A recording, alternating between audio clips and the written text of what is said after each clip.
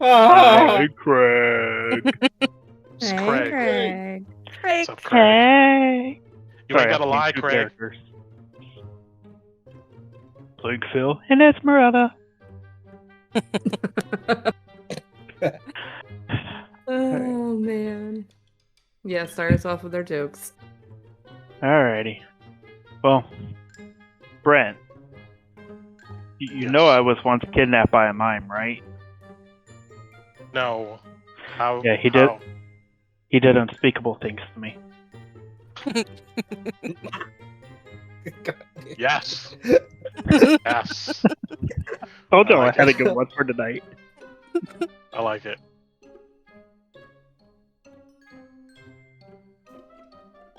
Anybody else want to join in, or is Shane recapping us? Or somebody else recapping us? I guess I shouldn't assume that it's Shane, but I know he was getting some withdrawal last week. I live for it. I live for recaps, man. It's my bread and butter. Well then, don't die tonight. Need to get a voice changer to make your voice sound like the trailer movie trailer movie guy. You're in my Yeah, brains. movie guy. Name's Brent. I was literally thinking just before this, Brent, I gotta get on with you. Your voice changer software is amazing. I need that for Discord so I can be even more characters in whatever game we end up playing. Okay. I can send you the link to it. It's $5 a month. That might be worth it, honestly. I might do that. I mean, you could cancel it anytime you want. There's times I've not used it and just canceled it, but it's pretty good. It's pretty solid. There's another one I used before, but anyway, I'll send you the link. Let's do it. All right, well, I'll try to do this live. In a world where the party plays Curse of Strahd, last time we search the bodies and find little of use of the now deceased forest folk, the former worshippers/druids of Strahd von Zarevich. We quickly heal ourselves, deciding not to take a short rest, so that we might speed our journey along to Salinka Pass. And though the great fog and cold temperature hinders the party's progress, we steadily make our way up the slope, step by step, crunching the frost beneath our snow-covered feet and graveled paths that stretch up and up and up. There, just beyond the party, a lone shadow marks the path ahead, waiting for the party as Yester Hill falls into the background behind the mountains. The shadow, it turns out, is a monument possessing a beak, talon, wings, and it's a raven. However, the wings are broken and sheared off to either side of the statue. Two mounds lying beside the statue, turns out, as Phil inspects and finds the sheared wings, and hoping to fix said statue, reattaches them with what rope and means the party has available. No sooner does this happen when suddenly icy maidens spring from the snow surrounding the party, their bodies as unformed and incorporeal as the flurries of frost around us. And they fly in a frenzy of powder and screeches, attempting to freeze the party in place, unaffected by the buffeting snowdrifts.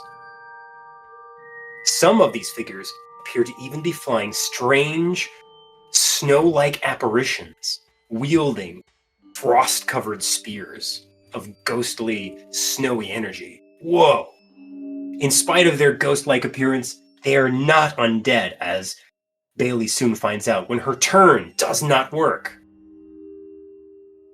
But in spite of this, the party manages to defeat these snow spirits without losing anyone.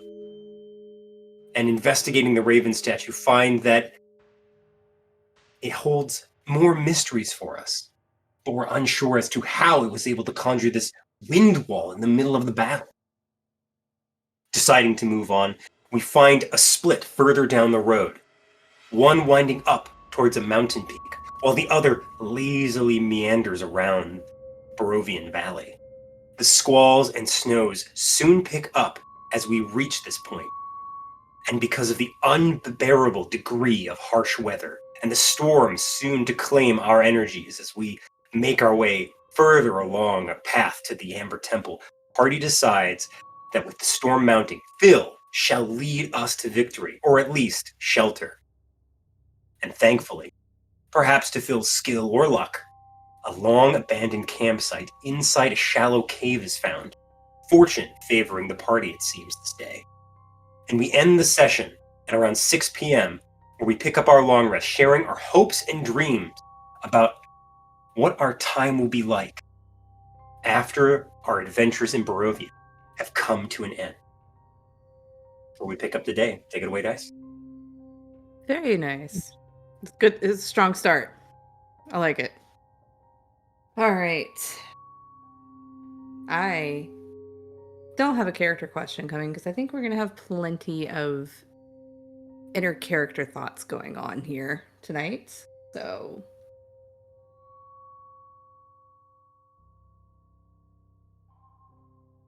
let's get you on the map.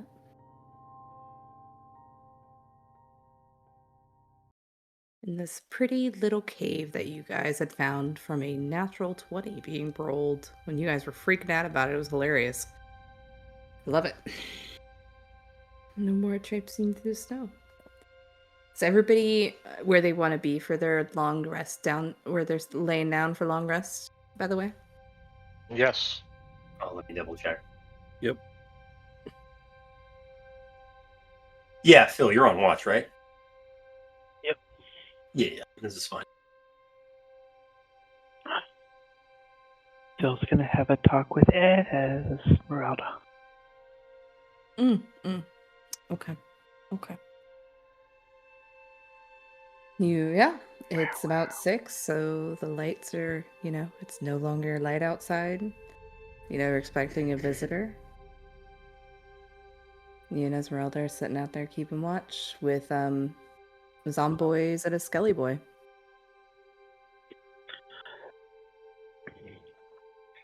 Phil's gonna look over to her. Hang on, sorry. Give me a sec.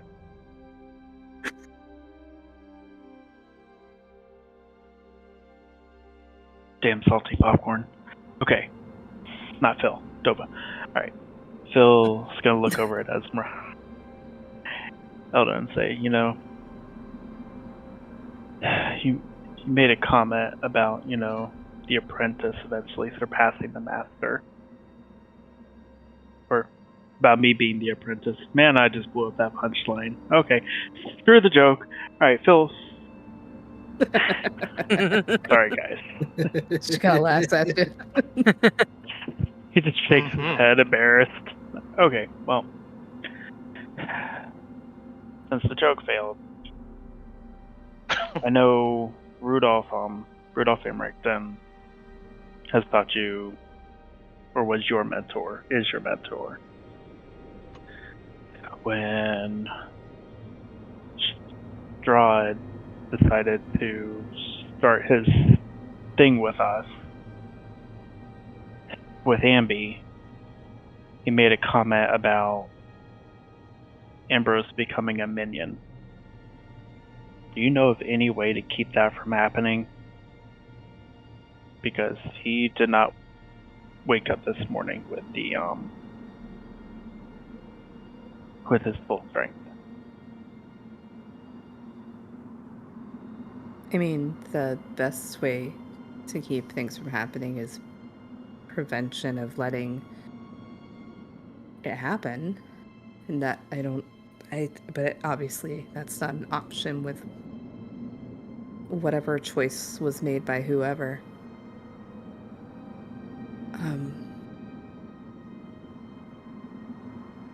They have to be.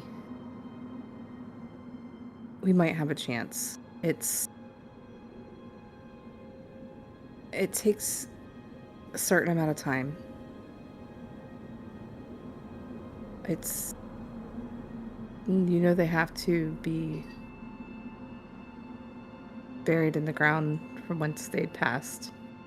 And then after some time, day, weeks, I'm not sure the exactness of it, as it's been differently recorded, they wake up as the spawn. So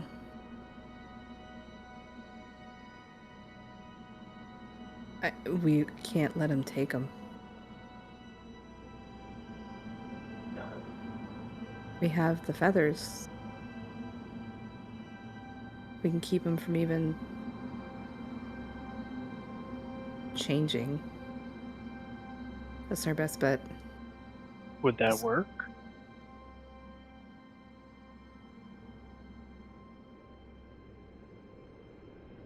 I've heard that it has. I've never seen or done it myself, but when you take in someone such as, like, Doru, your guys' friend Doru. Yeah. There's no coming back from that point. No. But if you can stop that point from happening, I mean, we have the feathers, we have Bailey. I think that's our best shot.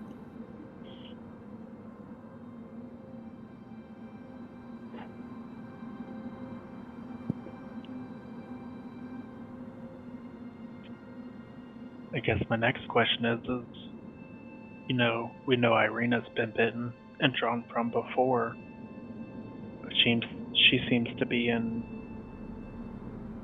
perfect health, so to speak. Why is Ambrosi not being able to be healed in the same fashion? It's also been at least 2 weeks since she was. True. So, I mean, I've been bitten before.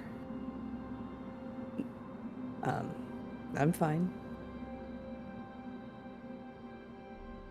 Yes, you are. Just kind of give you a little smirk.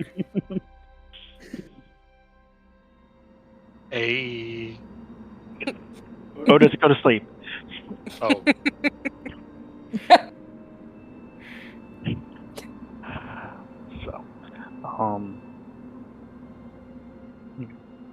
So,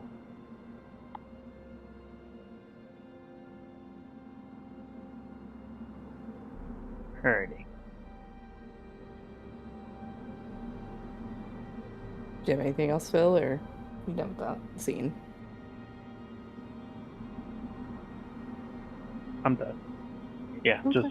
just thinking through it. The questions I'd have to ask would more than likely be repetitive, just different wording. So, yeah. Go to sleep, get warm. I'll keep watch. She kind of like looks at you a little bit. You want to hang out with the undead over me? I'm a little offended, Phil. Wow. No, not over you, so to speak. But if you're cold, then, I wouldn't blame you. Or, I'm pretty warm over here too. Not werewolf warm, but...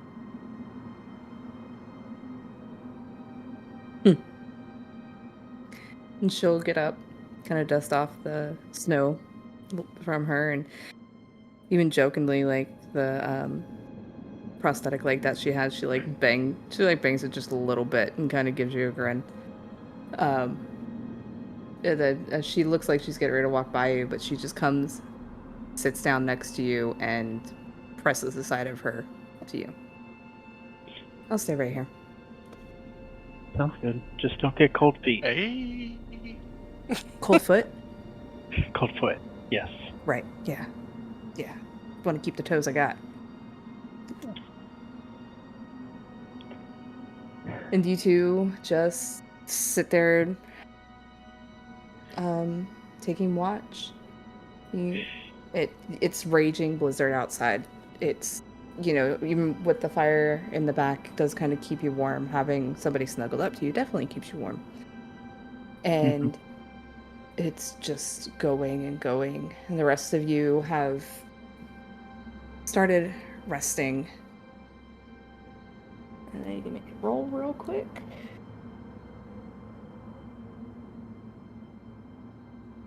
Because you never know.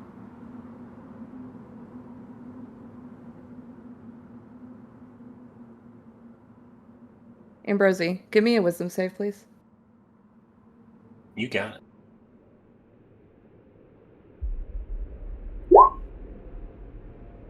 18. Thank you. Got it. All right.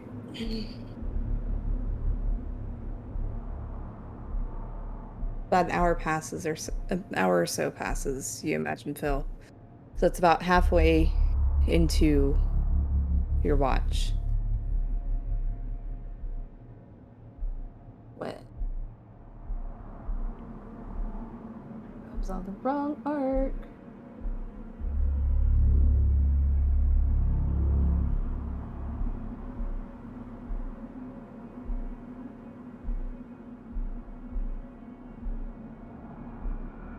Just barely, Phil.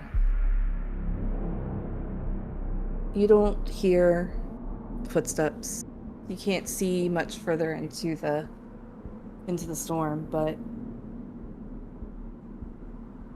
you feel a certain heaviness kind of settle in. And before you even see him, you hear the voice of Strahd von Zarevich.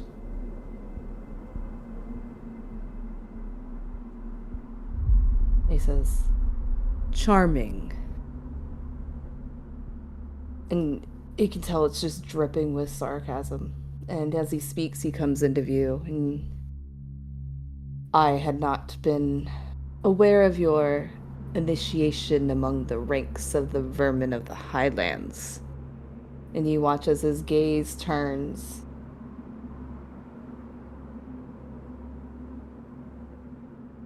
Lingering on the long shadows that stretch across the snow outside. And then he looks at you, Phil, and Esmeralda, and you shall depart this burrow, so that way we may speak in more civilized surroundings, yes?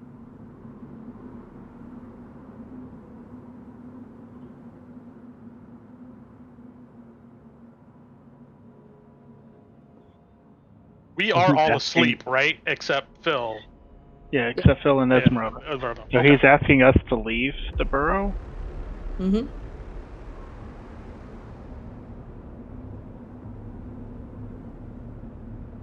Is it uncivilized to speak here? I'm not following.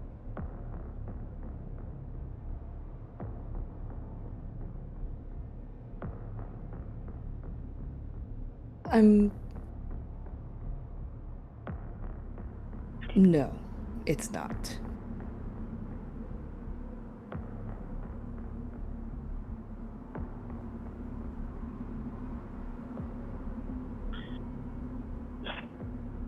So Phil, stand up, take a step forward toward him. How bad's the snow outside?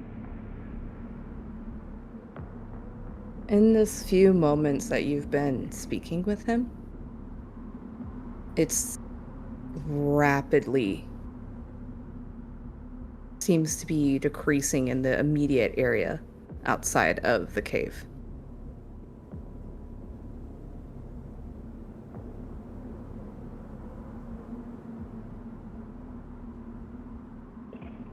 Phil just looks at him. Oh, I guess I'm following you then? You and the others.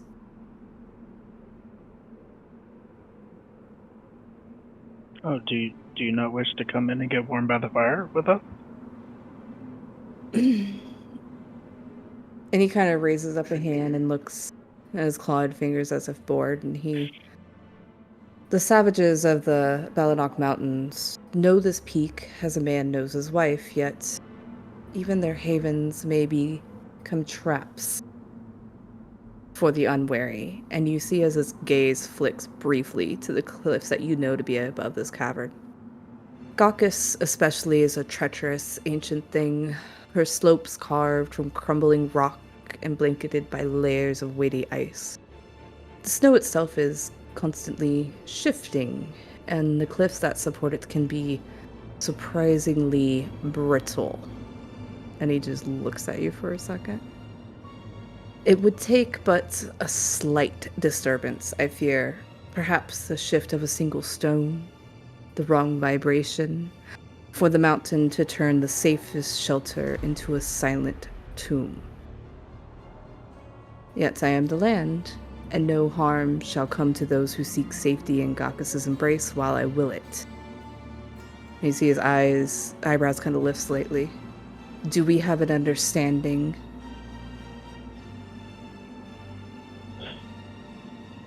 Now that I'm a little bit more informed, yes. I shall go wake the others.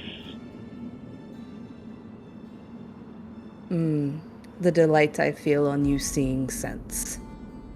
And he'll step out. So we'll start his path, starting with Ambrose.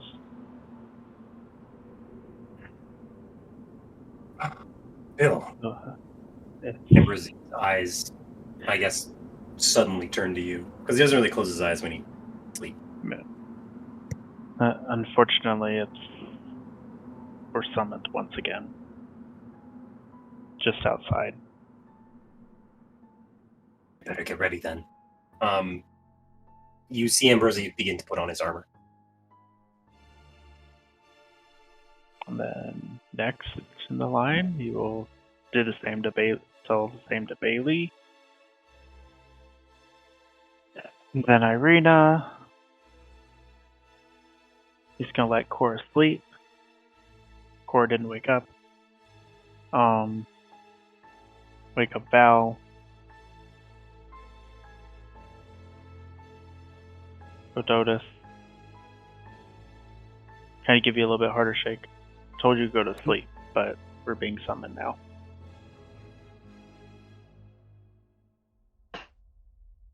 Yeah, I gather my things and, just assess the situation.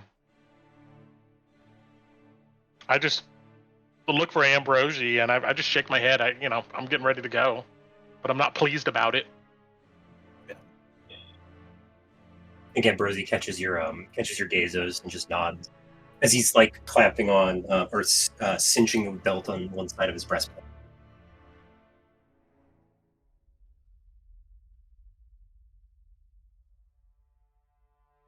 Bailey's begrudgingly getting ready, but just big frown on her face.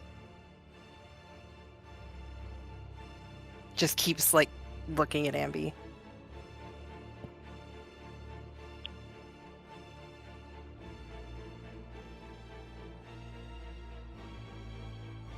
Hang on 1 second. There's a more pained look in his expression, Bailey, as his eyes cross yours. But again, he doesn't say anything, he just nods.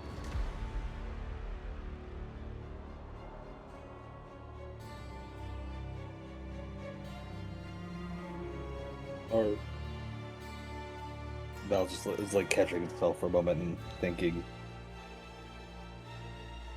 are we going to make it an eventful evening? Being very careful with his word choice. Sorry, I had to ask the DM a question. Mm-hmm. Alrighty. So we'll start making this way back out. Yes. So, Bill Vic, are we going to make an eventful evening? Are you saying that to Phil? He's saying it to everybody.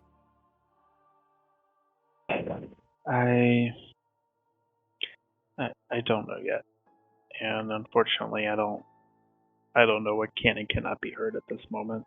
So my immediate answer would be no. As you guys are seeming to take a little bit more time installing, you start hearing the sound of a distant cracking as the air turns sharp with the metallic scent of burning ozone. A tingling sensation creeps along your skin. The hair is rising on the back of your neck as the atmosphere grows heavy upon your shoulders. Time to go. And you Bailey mutters under her breath in Celestial as she passes Ambi. Being What do an you say? asshole and just walks past. May the Morning Lord guide us all in the blessings he has provided. And she'll stop about like right there, crosses her arms, and she is like not she's just glaring at Strahd. She's past feigning being polite at this moment.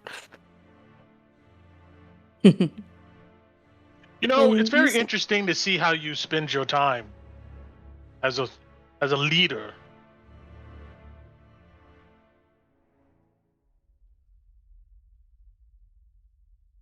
And how I mean, am the I spending walls my look pretty time? ruinous around here. And what do? You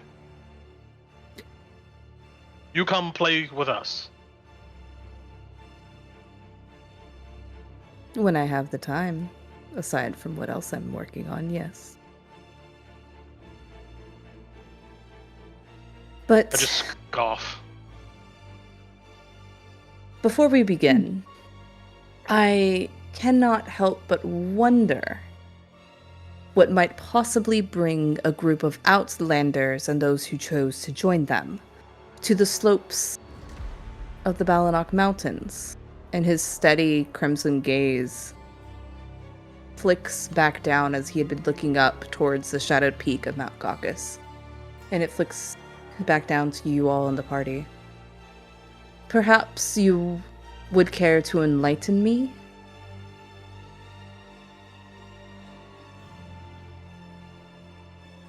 I don't recall us revealing our plans being part of this game.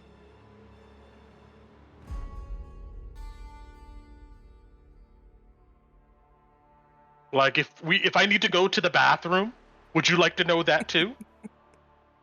If you wish to tell me. I feel that you are treading on the ground of needing a reminder of whose land you find yourself in, Otis.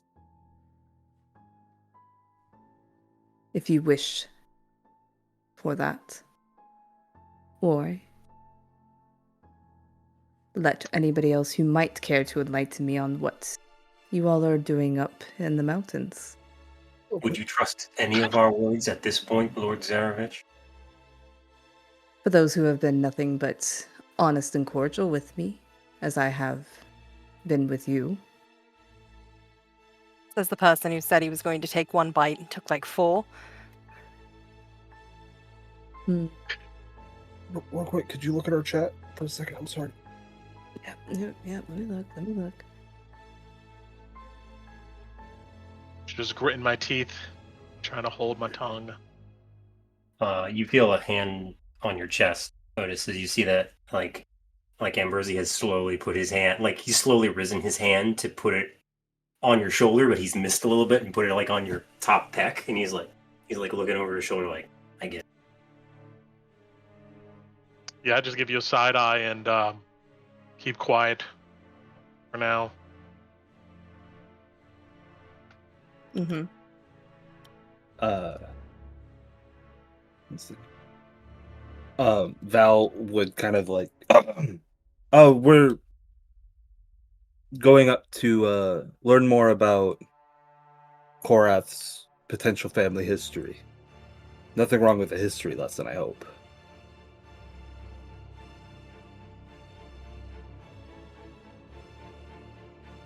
Make me a deception check. I mean, he's really up here for that, you know. Shit. I'm not active. I didn't think I was actively trying to lie. You're omitting. It's a lie. Fuck. I'm an inspiration, this. Snap. Yeah, you need to try. That Inspiration, one. That roll. Whew. That's better. Okay. You know, just a bit of studying in the mountains, get some fresh air, you know. I saw my light flash before my eyes. You see, he was listening to you, Val. Happy to hear some reason, and you see his gaze grows icy. I have refrained from speaking any falsehood before you, and there is a regret that You have not seen fit to return the courtesy. Uh-oh. Do you really want honesty, Lord Zarevich? I can give it to you. That's what you ask. I can give him honesty. He just looks Still- between the two of you to see if you're going to say anything. You can tell he's getting very done with this. I look over at Bailey. See if she wants to speak first. Here's honesty. This is a bunch of mortals. Right? We have one life to live, a short little blink of a life. Would you really bereave us of our trying to find a way to continue to live? So maybe we're Yes. searching everywhere we possibly can, and we haven't been here yet.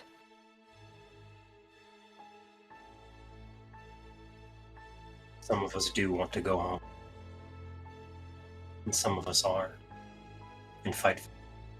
And most of us, honestly, well, not most of us, a couple of us, didn't even want to come here in the first place.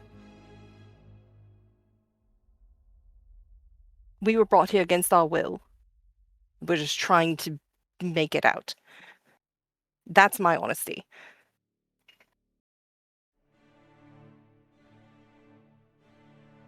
And you can tell he's looking. The Morning Lord has bidden us here. Else we would not carry his blessing, Lord Zarevich.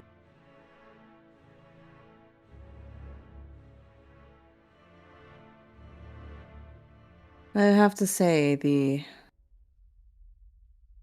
dodging of telling the truth is far superior to what I have witnessed one of you doing. And he looks at Val. Fine. I'll find out eventually. It'll be worse off for you when I do. And you see he kind of like straightens up, and you can tell that he is not happy. And his eyes fall on you, Ambrose.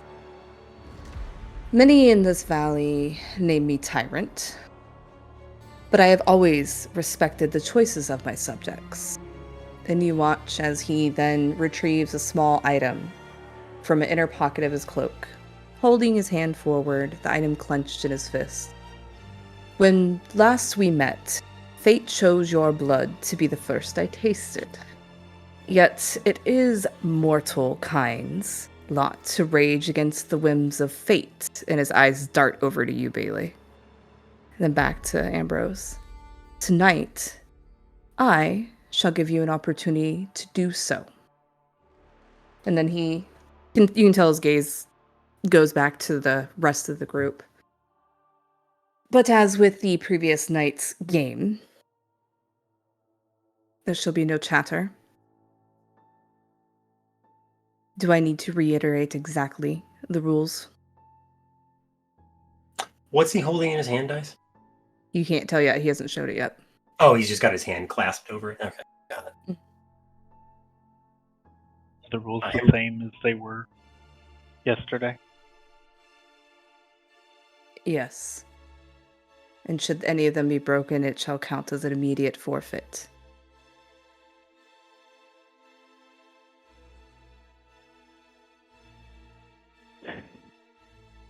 Then I guess proceed as planned. Does everybody agree with Phil? Ambrosino. Yeah, I don't contend it. That's Okay. Yeah, Bailey doesn't argue with it. She's just still glaring. And you watch as Strahd unfurls his fist, revealing a small leather pouch. This bag contains a number of red and black stones in equal amounts. You watch as he loosens the pouch's drawstring, then retrieves two small polished stones, one red, one black. Each of you shall receive one of each color. When I instruct you to do so, each will secretly place one of your stones in the bag, black or red, The stones shall then be counted. And you see as Strahd holds the black stone in the air. If at least half are black, I shall drink from none of you tonight. And you watch as he tucks the black stone into his fist and then holds the red stone into the air.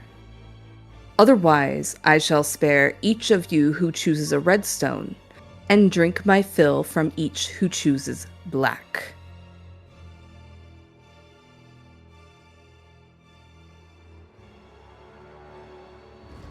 Exactly, sir. What? Nice. Just to reiterate, to make sure we got it. Not in character, but accurate. If half the stones that are chosen are black, you won't drink from anyone. But for those that pick the red stone, he won't drink from them, and he will drink his fill from the rest who pick the black stone. Yes. What happens At least if they're half are all bl- black? At least half are black. I shall drink. He said he won't drink from any of you. Otherwise, otherwise, anyone who chose a red stone shall be spared, and anybody who chose a black stone will be drunk from.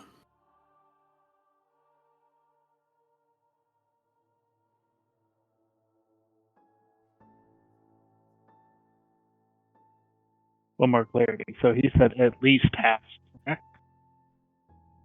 Yes. Not exactly, but at Then- least. And then red, he would not drink from at all. Mm-hmm. Will instead. Just remember that any inner out of character this is different. You're checking the rules, but like any out of character, I'm still a little don't like y'all are gonna respond to me in your private channels, and please, for the sake of the game, don't say anything to anybody. So, but we can talk to you, right? Yeah, you talk to me, yes, but I'm just saying, like, yeah, it's kind of the same rules, which you guys did fantastic with. And he looks to you all, and I'll say some of that was answered in character, and we're ready then. I'm still confused. I have a question.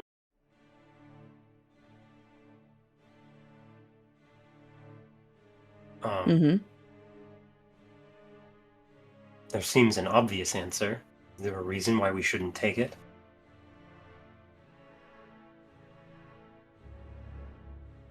What might seem obvious to one will not be to another. Now Ambrosia looks confused. Looks over at Bailey.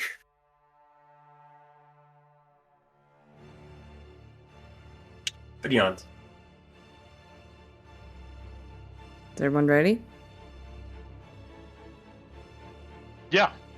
I guess. Strahd walks up to each of you, placing a red and a black stone.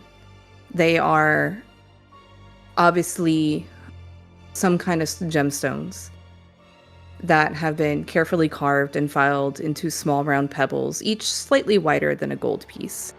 And he places one of each in everybody at the party's hands. Esmeralda does not get one, and Irina does not get one. And then he stands there, and he'll give you all a minute as you guys are privately communicating to me if you're choosing the red or the black stone. And just one more time, to reiterate.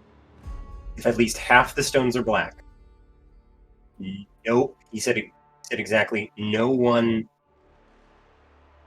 will be drank, right? That's what you remember hearing. But if they choose red, then they're spared, and he's going to drink from the black. Was that the other Oh wait, now you part? guys are confusing me. Is it? That's why I was confused. I'm still confused. No, it's not. It's supposed to be a little confusing. You've been given the information with the information that you've had. Okay, did he say exactly half? No. Okay, all right. He's. All right. I don't know. Okay. All right. Get it. Okay.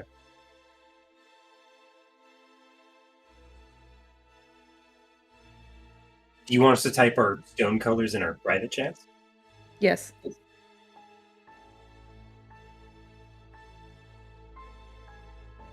Why oh why didn't I take the blue pill?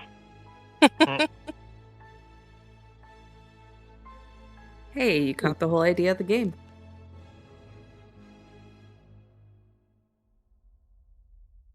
Someone's a All Matrix fan. Best movie ever. Agreed. There, One so of the there's top 5 top of you. five. Okay. top 5.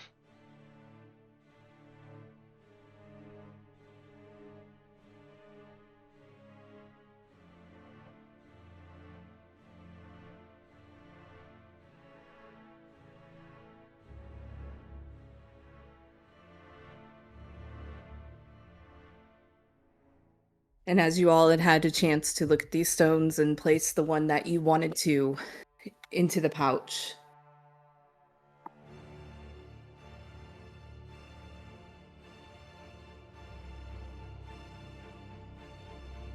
and then place your stones in the pouch, Strahd walks up to Irina,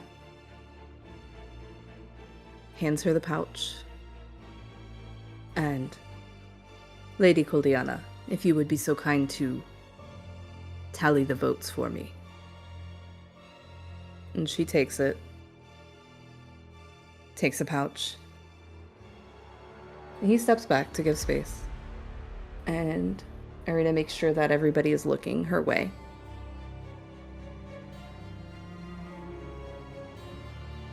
And she dumps into her cupped hand. You get a feeling she wanted to see first. And her eyes slowly count and look at these stones. And exhales in clear relief. 4 black, 1 red.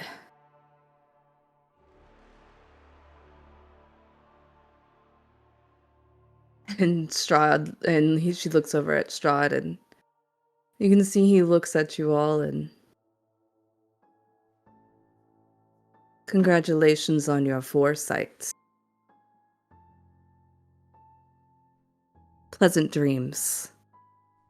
And he steps back into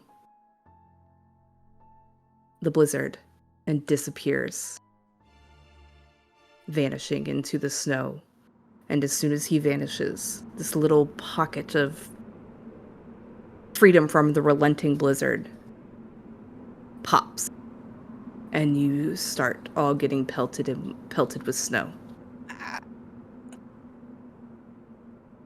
Jerk.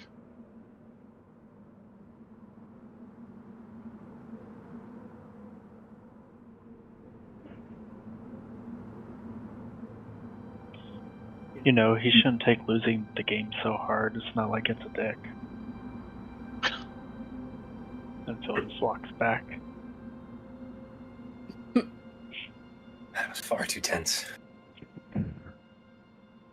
Daily grabs. Irina, like, come with me. Do not stay outside. He'll move Esmeralda a little bit further in. Yeah, she'll go in.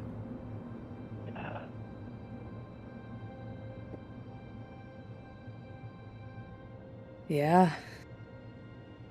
Look at you. It's howling blizzard outside. You guys had been an hour into your long rest. It was interrupted, so you'll be starting your long rest about between 7 and 8. Is there anything you guys wish to discuss? Have a moment?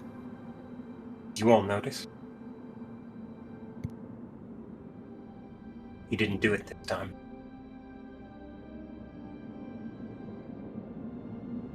What, drink your blood? Not that.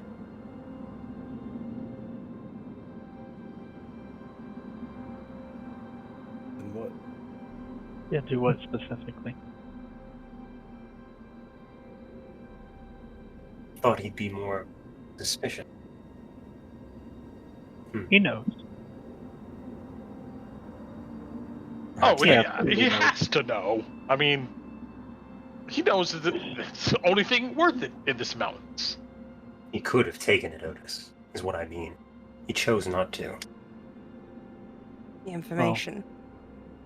Ambrosia. Because he's having fun. It's a game.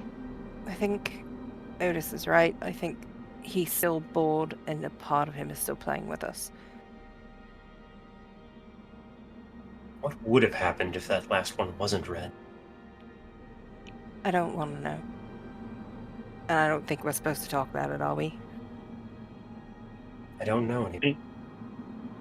From my understanding, the game is just the game. During that time, we're not allowed to speak. We've spoken a little bit about the last game, and there was no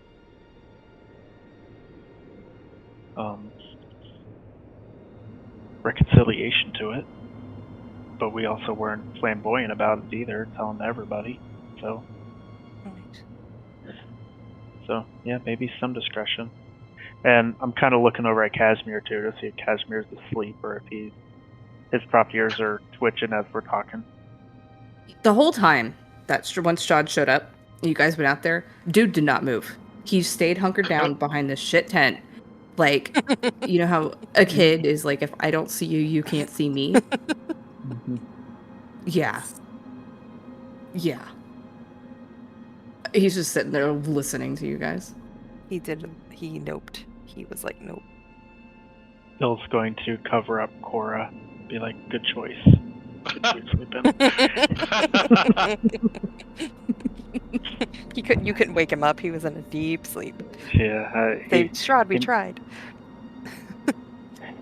Must have been dreaming about punching things or something. He was gone.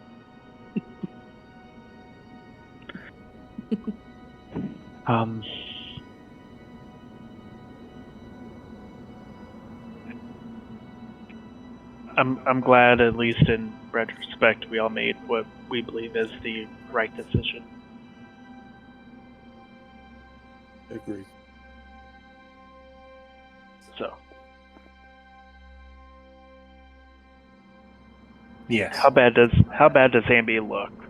Like, do you look like you could be able to regain health at this moment, or I mean, apart from you just like Go ahead. Ambrosie's thinking to himself, but apart from that, Ambrosie's and the wound on his neck from the previous day, Ambrosie doesn't look any more injured.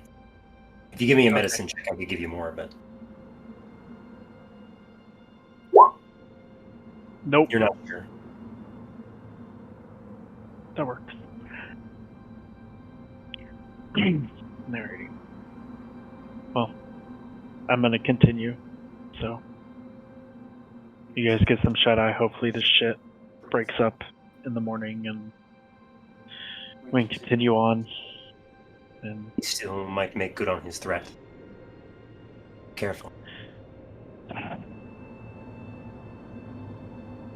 whatever's gonna happen, Ambi is gonna happen. You know. Start hearing loud noises come from me, then y'all know what's going on. But other than that, I'll keep watch for the first couple hours. Sorry. Who wants to take next? Who am I waking up, if anybody? Take it. Still nods to you. I can go after.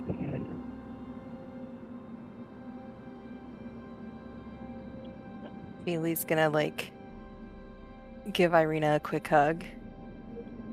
And then she's gonna like move over to Ambi. And she'll look at Val and kind of give like a little like head tilt, like, hey, come here for a sec. She's like, you're gonna be able to listen anyway. Val just like puts his hands over his ears and leans down to go to sleep. Alright. So she'll switch. So she switches to Celestial again. And she pulls out the book from Father Lucian. And she's going to show you a spell in the book. And she's going to say, do you think this would be helpful? And then I will post it to you and tell Dice what it is, just because I know she'll want to know. You know, understand Celestial. Well, she is talking to him, but shows him the Oh, I spell, know. so...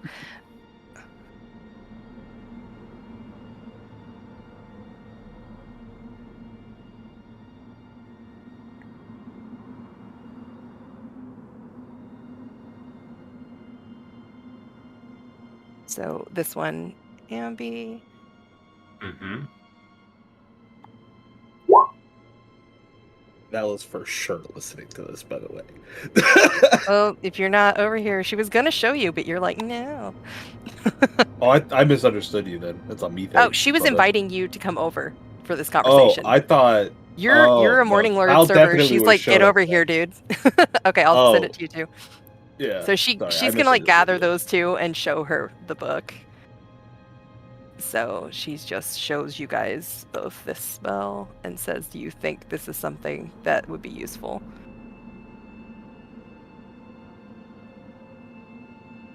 Dice, may I make an Arcana check? Is it on your spell list? Available spell list? Let me Yep. double check. Yes, it is. Oh, and I can cast it right now. Cool. There you go. There's your answer. But I know what Bailey's asking about, because it's, in regards to trying to prevent that.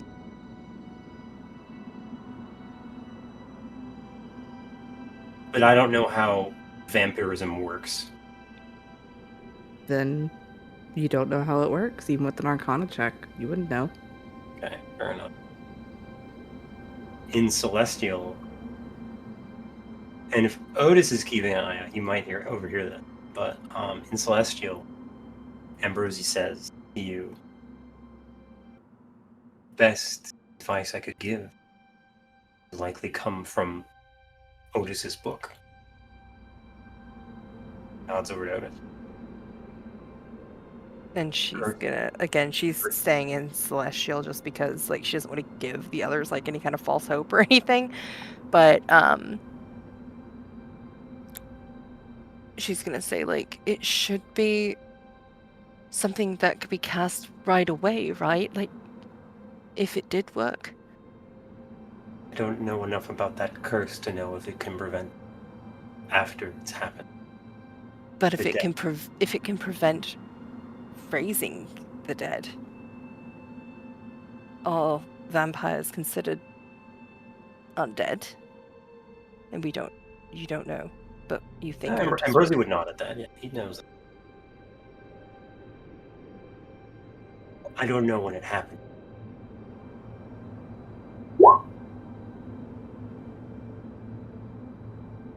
Does it happen at the looks moment at of Otis, death? who's sleeping.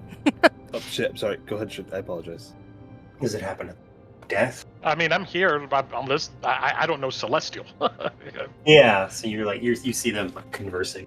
You hear your name though. Yeah.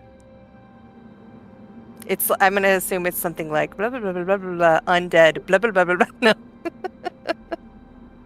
Otis, like Cracker Barrel. No. I'm just watching you guys, and Otis would look over at Val and see just utter confusion, having no idea how these things work at all. And like in unison, they're all gonna look at Otis. is there a problem? I have a question, and she'll switch to common. I was just gonna go back to laying down.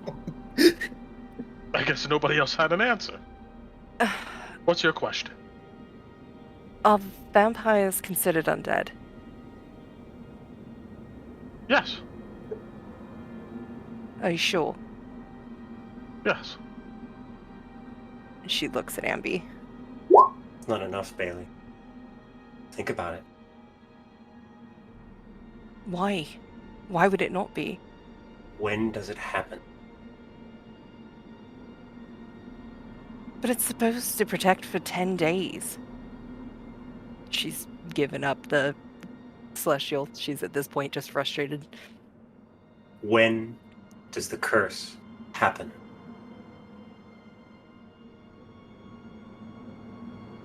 I don't know. Are you talking about when you transform or something? And she'll just sigh, and she will like put her finger like on the book and like point to the spell and like flip it to you, Otis, and she's talking about gentle repose.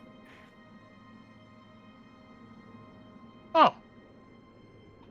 I don't know if this I would could do this with, and I take out my talisman of echoes. But can it prevent someone being raised as a vampire?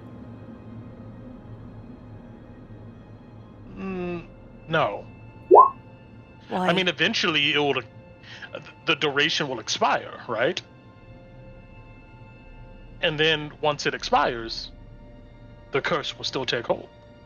But when does the curse begin? You have to prevent that, Bailey. It happens at consumption. Phil will grab Esmeralda's arm and bring her over. Which means you have to cast it on them while they're alive.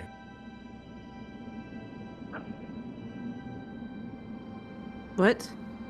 Why'd you bring me over here, Phil?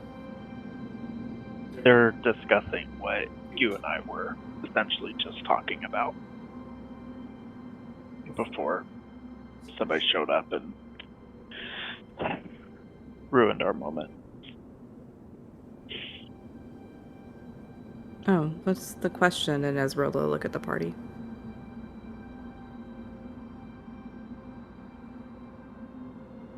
Bailey? It's something like this spell stop someone from being able to be cursed into becoming a vampire. And she'll show her the book in case she doesn't know the spell. Yeah, and you can see that it takes her. It's not an immediate. It's not an immediate like recognition, but after a few seconds of reading it, she'll kind of nod and.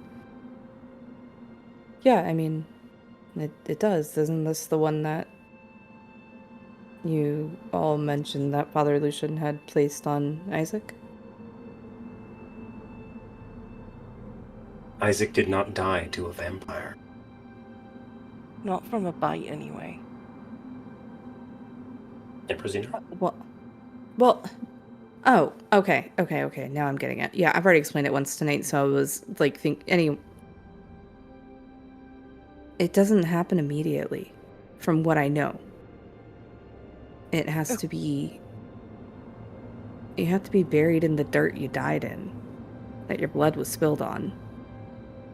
And a day or week, again, like as I told Phil, the notes are, the timing is varying. So we have the feathers and we have you, Bailey. I just wasn't, until you asked about it, I was trying not to say anything, so that way if we were asked about it. If we bring them back, does that stop it? From what Would they I've then known, have to be killed again and buried again? Well, once they're undead, they're undead. There's no bringing them back from that. But can we bring them back to life if they've died and then been buried, and we get to them before the transition happens and we bring them back and that would stop it? Theoretically, if what Esmeralda says is true, yes. Then what about this one? And she goes and grabs the book again and flips to another page, and she shows everybody Death Ward, and she's like, what about this one? And she's like, can this one stop it from happening? Because they'll come back, essentially. Like, they would still turn. They have to be alive for that. Well, the possibility is there. You're right, Otis. Like, you have to catch it. So the reason I didn't say anything until I was asked was I was trying to give you plausible deniability. Don't think I was holding out information because I know I had a good reason for not telling you before.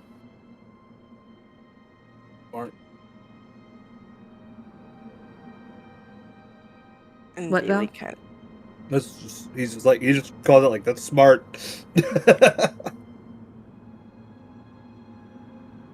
So it's good. you're on the right track. It might, Bailey. It might.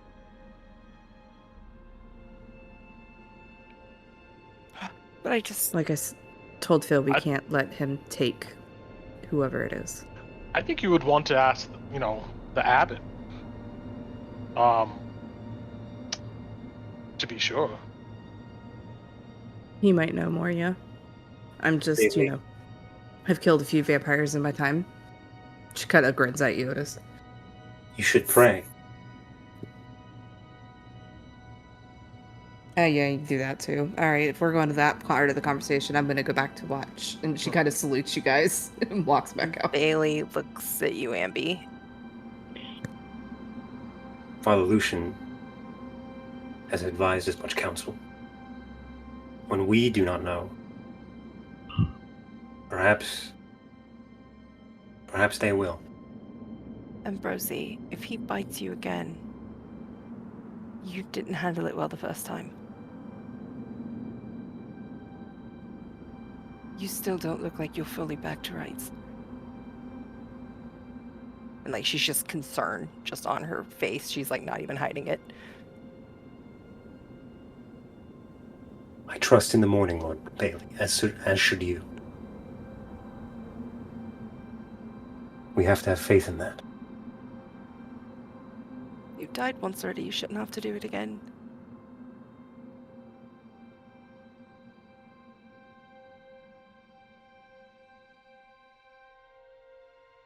And she's gonna like slam the book closed and gets up and walks over to Irina and just puts her book back in her bag. You go to walk over to where Irina is, and you see that she has an additional blanket on her and is curled up to Val.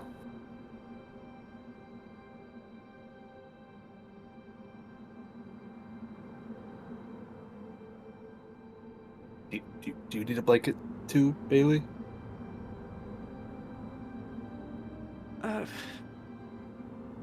Sure, if you have one. He shifts a little closer to the fire, trying not to disturb Irina, and like pulls a blanket he had like rolled and set aside near the fire to like get warm, hands it to Bailey, and just extends his hand. Can I warm up your other one? She'll hand it over. And takes Rolls the it. warm I'll one, make and sure it she's gets on like, you. and she's like, yay. And she kind of curls, like facing away from the rest of the group.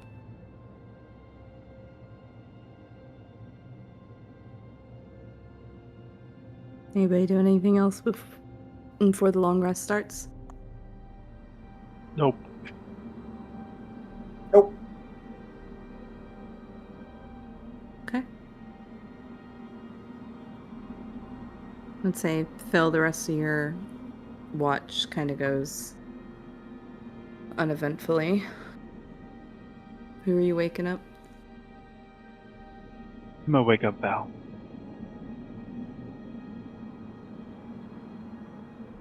Is it clearing up out there? No. Shit.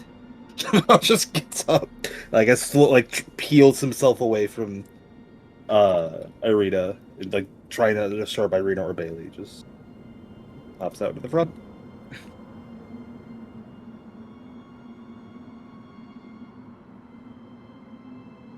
Is there anything that Val's doing or thinking about or anything on his watch?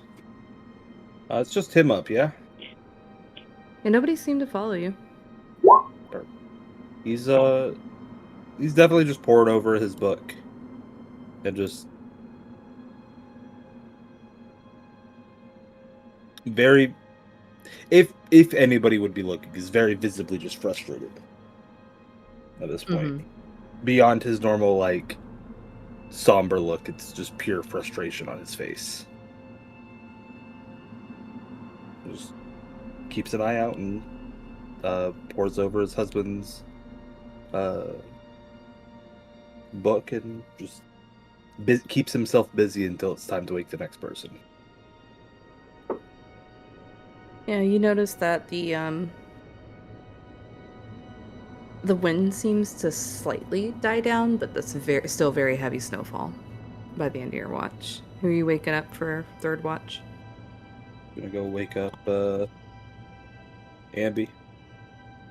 Just kind of like shake him awake. Run.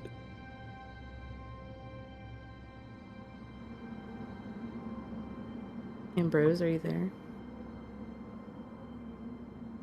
Shane, you went to get water. There you are. Mm-hmm. You're fine.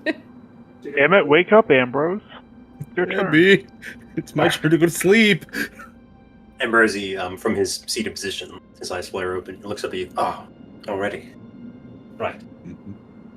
Anything happen? The wind's died a little bit. That's about it. Hopefully we'll be able to leave then. That'd be nice. I'm used to this weather, but it's still fucking cold.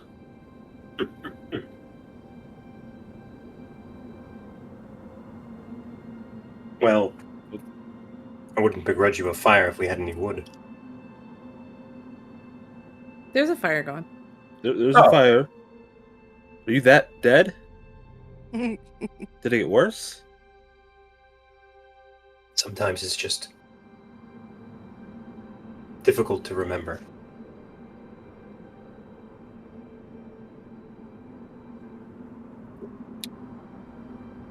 I understand. More than most probably could.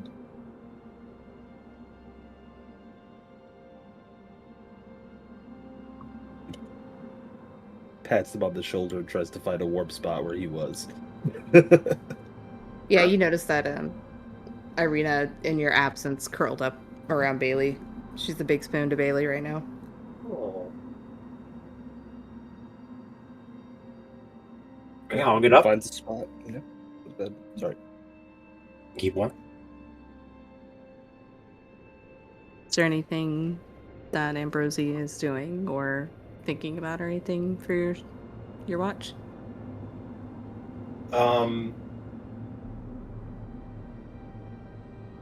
I think Ambrosi right now is thinking about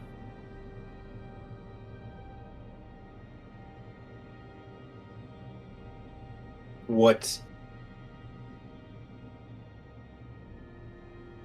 he might have to do, and then his mind drifts from that to what might happen if we do make it to the temple.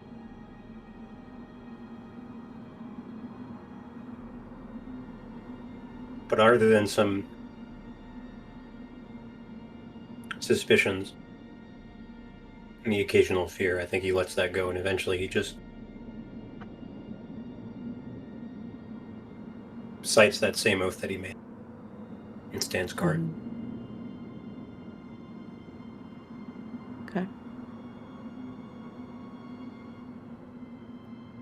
By the end of your watch, the wind has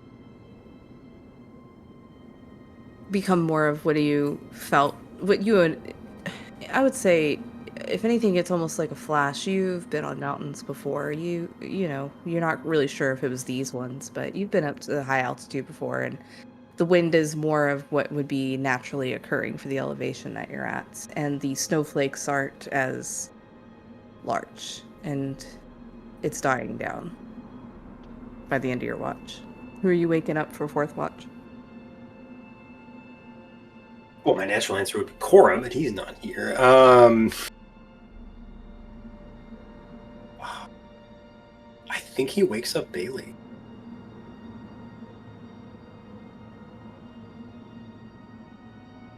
Bailey, you feel a gentle rustle as Ambrosi's hand goes to rouse you awake. Pulls the blanket over her head. Makes like a groan noise. What? I can't wake Cora or Otis. Would you watch in their stead? Did you kick him? I don't have a heart to do. She rolls her eyes, like very grouchy, gets up. He helps you up. Irina kind of stumbles up with you. You You don't have to.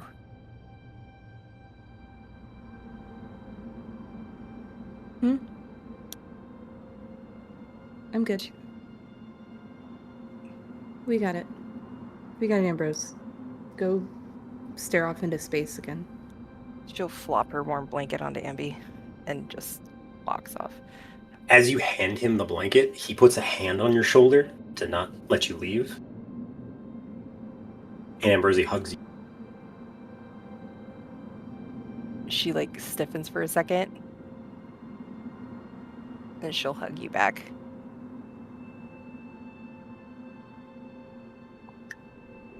We'll live through that. For them. He whispers to you. I don't.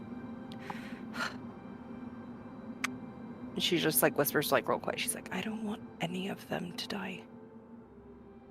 Especially not to him. Separates the hug, and he's got a smile on his face, and he nods.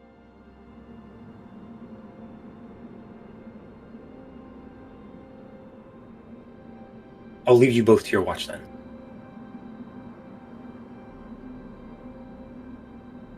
The wind seems to be dying, so at least it seems to be getting a bit warmer. Maybe we'll even see the morning soon.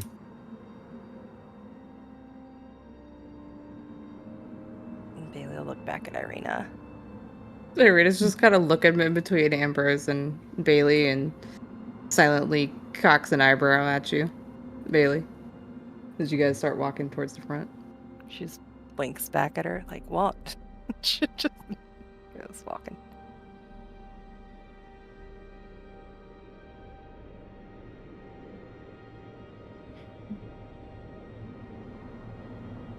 You guys are sitting there. Yeah, is there anything that Bailey wishes to contemplate, speak about, do anything for the last of the watch?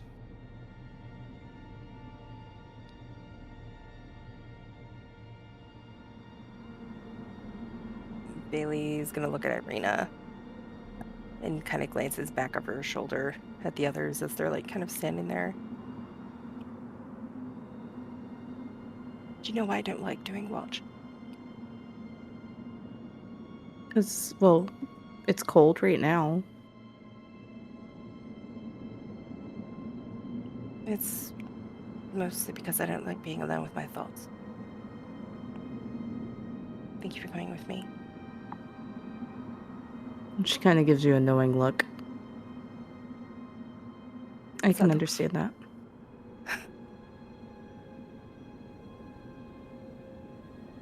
What's your thoughts on all of this? Any words of wisdom, being a Barovian?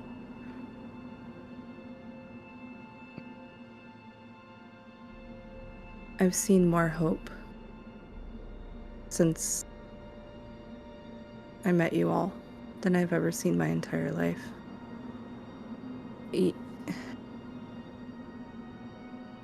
You do remind me of my mother. And I wish you all could have met my father. I think we can... I'm gonna go with that. We're going to do it and accept that it's not going to be easy. Obviously. But if I don't keep moving forward, then as wordy as he is, Ambrose does have a point. The ones we've lost, it would feel like it was for nothing. Like even if he's not here, I do want to make my father proud. And he would do anything. He fought until he was killed. To do everything he could to bring hope and guidance to the people. And I know my brother will do the same. I have to do my part too.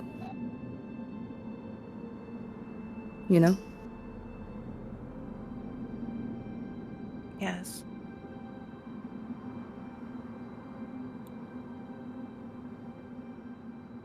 I feel like a lot is on my shoulders right now. And I'm not saying that that's a bad thing or anything like that, but it's just a lot. And at the same time, I feel like I'm not having to go through it alone, and I'm not just talking about all of you. I'm talking about this, and she'll reach up and like taps her fingers on her holy symbol. Mm-hmm. Did I tell you? I think I did, but did I tell you that I think I heard his voice? You did. I believe you. I mean, look at how much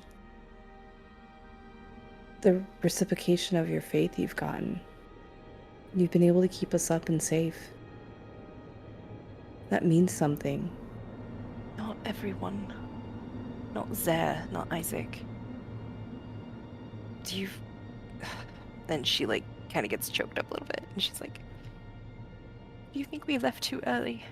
If we had stayed, could we have helped them?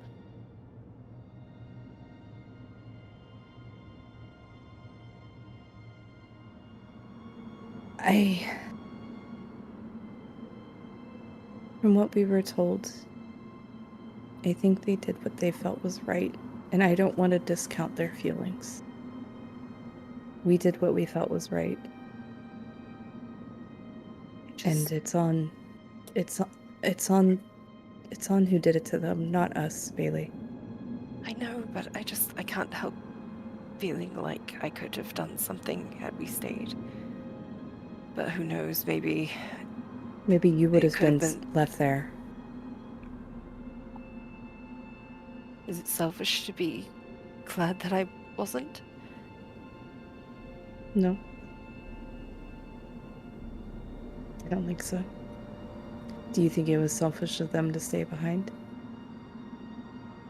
And she like looks at you like she didn't, like she hasn't thought of it from that angle. Maybe, but I don't know.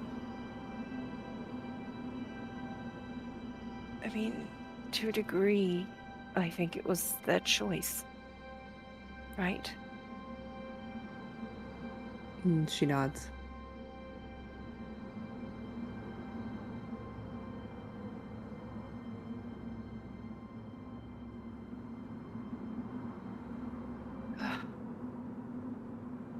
And she just kind of like wraps her arms around herself and like rubs her arms and just is like, I don't like having this much time to think. Okay. Well, we've had some conversations, but I think maybe tell me if it's wrong, because I understand how things can go. But you said you have siblings, and so I'm the youngest. So, and I have Ismark, and he can be a little stinky sometimes, but he's a good brother. What are your siblings like? Would it be good to talk about them? I want to hear the funny things. Like, there's at least one who smacked themselves upside the head with something, and there's got to be a good story with that, right? Maybe. My younger brother, Benjamin, he likes to play practical jokes, especially on Brindley. She's the youngest. It's my sister. She's only 8. Benjamin, he's 12. Do all of your names start with B? Yes, they do. She chuckles. And funnily enough, my middle name is Elena, and B is my nickname. That's what my father calls me. What does he call the others if they all start with B? He doesn't have special nicknames necessarily for them. Benjamin is just Ben. Brinley is just Bryn. Mm. I don't know, but Benjamin plays practical jokes a lot. Usually it involves making a mess of some sort that our mother requires him to clean up after, but usually it involves sticking things on chairs that shouldn't be there, sticking jars of spiders in beds. You know, typical younger brother things. They have a little bit more of a carefree life, usual standard schooling, things like that. I, honestly, being quite a bit older than the two of them, it's more like babysitting, I suppose, at times. I don't know. I mean, I'm about 8 years older than Ben, so I haven't spent enough time with them. Not because I haven't wanted to, but mostly because I was in training. I wanted them to have normalcy in their lives, to have the option. So I just did what I was supposed to do. It's what I've always done, and that allowed them to be able to play and have fun and go to school and have friends, and I don't know. I don't think I was a very good sibling. What about what you just said would make you a bad sibling? Again, I never really spent a lot of time with them. I was so focused on what I had to learn for taking over from my father.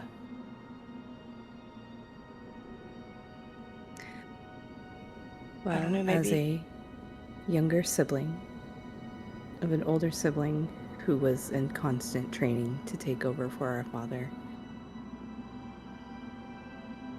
for all the faults, my older brother was doing what he needed to do. And I think it's good to be proud of him. I'm sure they're proud of you. Probably wondering where I am. You're gonna have the most fantastic tale to tell them when it's time. You know, the spell I'm able to cast, where I can reach out and say at least a few words. Mm-hmm. I haven't tried to reach out to them.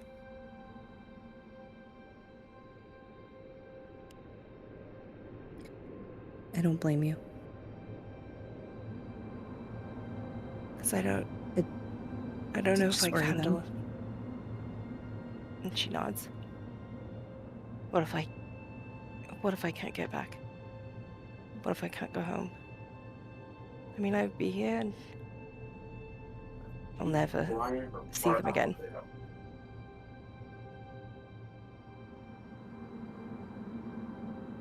You will, baby. I'll do everything I can to make sure of it.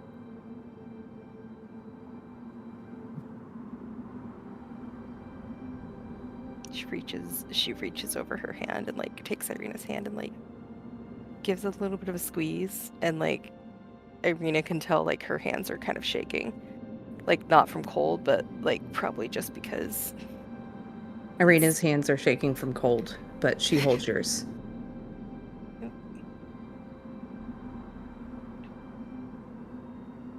I'll try to think of more stories that I can tell you that will come to mind. Is just right now I can't help thinking about everything.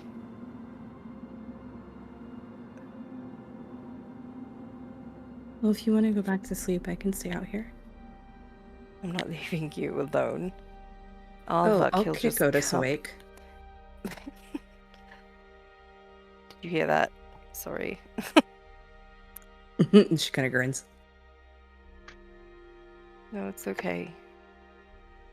It's only fair. I don't have to take watch that often.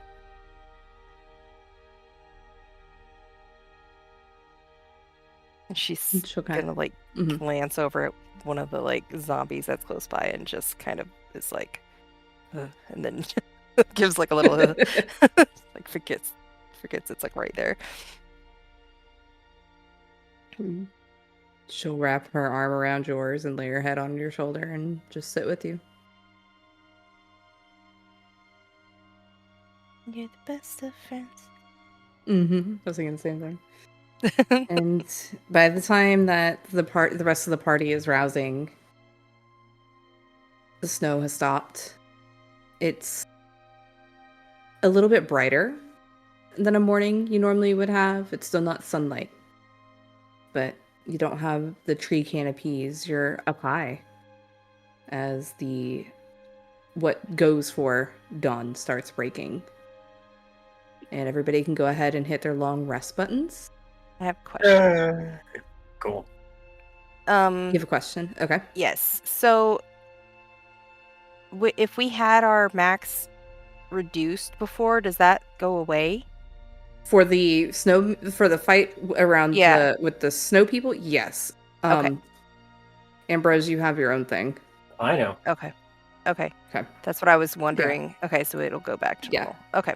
Yes, your max HP from that fight, if it was taken down, does reset at the end of your long rest. Okay. Also, Phil, you lose aid when we wake up. Say that again. You lose 5 max hit points from the aid spell. I took it out of the damage I did, or the temporary cap that I had. Okay, never mind. Just how I remember that, and I just had negative temporary on my sheet, so I didn't actually edit my max. But thank you, yeah. Yep. Gonna tweak Before my we, spells. Otis, you're the only one who didn't really take a break for who's here. Is there Otis doing anything special as he wakes up? Anything you'd like to share, Brent? No, I'm good. I would get up and get ready to go. Okay. You don't have your own vulnerable session with Hans? No. No. Not right now. Okay. Tomorrow. Got it. If I have time, I'll work on this spell. Well, you guys are going to probably... I mean, Casimir would want you guys to be heading out pretty quick. Okay. If possible. Do you guys want to take a 5-10? Oh, yeah, go ahead, Val. Sorry. While everybody's like packing up, Val will kind of like make his voice a little bit more like thrown towards everyone, and he'll say, I realize I didn't share what my goal is. Should we reach the end, or what I plan to do after. My end game is not as simple as yours. I didn't share mine because of the tenderness of the subject, to me at least. And maybe it's not the prettiest view as the rest of yours were. Strahd, while he is a goalpost, he is not my end goal. I still mean to avenge my husband. That's what I plan to do. And Phil looks over at you. So guilty. Well, Phil's gonna look over at you.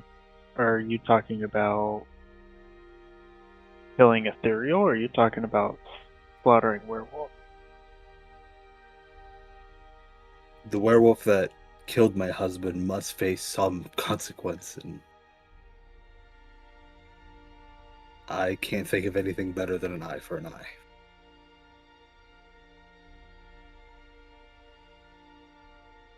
Do you know which werewolf did it? Or where to find them? Well, it was whichever one was in Kresk at the time. And there's only so many. We can also ask their new leader that we have assisted in his ascension back into his position. Maybe that But you've already slated your vengeance. no. I can You feel don't. it. Do you think it's a Kresk resident? Or do you even think the werewolf is in relation to Baron Kreskov? I would hope he isn't. It isn't. Insight check? Sure. Val has no clue who killed his husband. Okay. Phil is just trying to see if you know Phil. So Yeah, Val has absolutely no idea. You could tell that he's putting stuff together, but there's no solid information that he has yet. well, maybe we can add that to our roundabout list when the objectives are in whatever form complete, to go speak with the new pack leader and have him bring forth whoever committed the heinous act against you. Thank you. So much. But while I'm thinking about it, I do want to do one more thing before we hit break. So let's gonna look at Kashmir. Is there anything you can tell us about the gargoyles? We're more than likely about to face things that work against them don't work. You know, are they immune to cold damage? Things like that.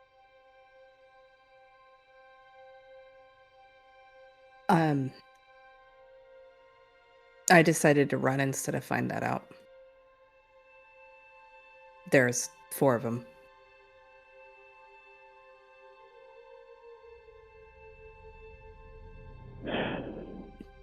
Well, it's gonna be a fun hunt then, isn't it? Well, Agreed. maybe the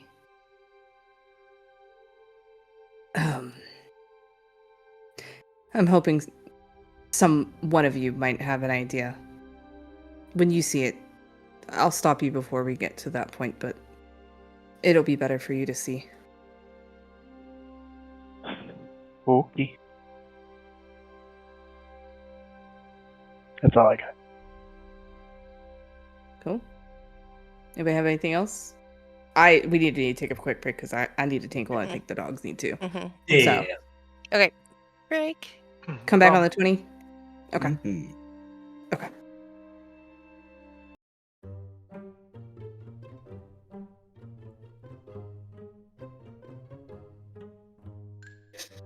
Ah.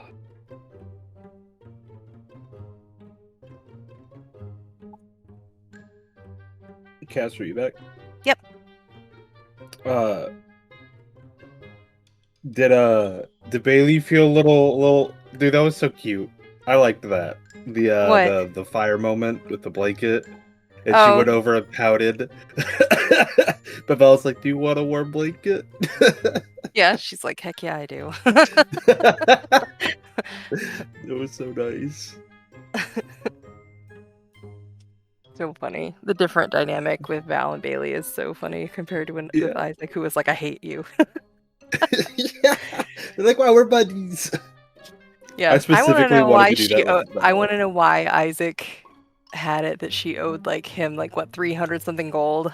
I need to find out about that. You'll find out eventually. That's gonna be a question.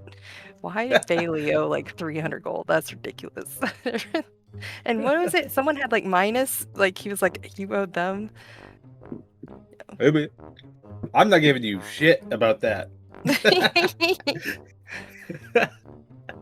Oh, that was nice. It's probably like 150 per death. for near-death experience. Oh. I'd be creative. She wore blue, and I freaking hate blue. You know? Her magic's blue. Gosh. Dear diary. Gossip Girl. Today, this chick.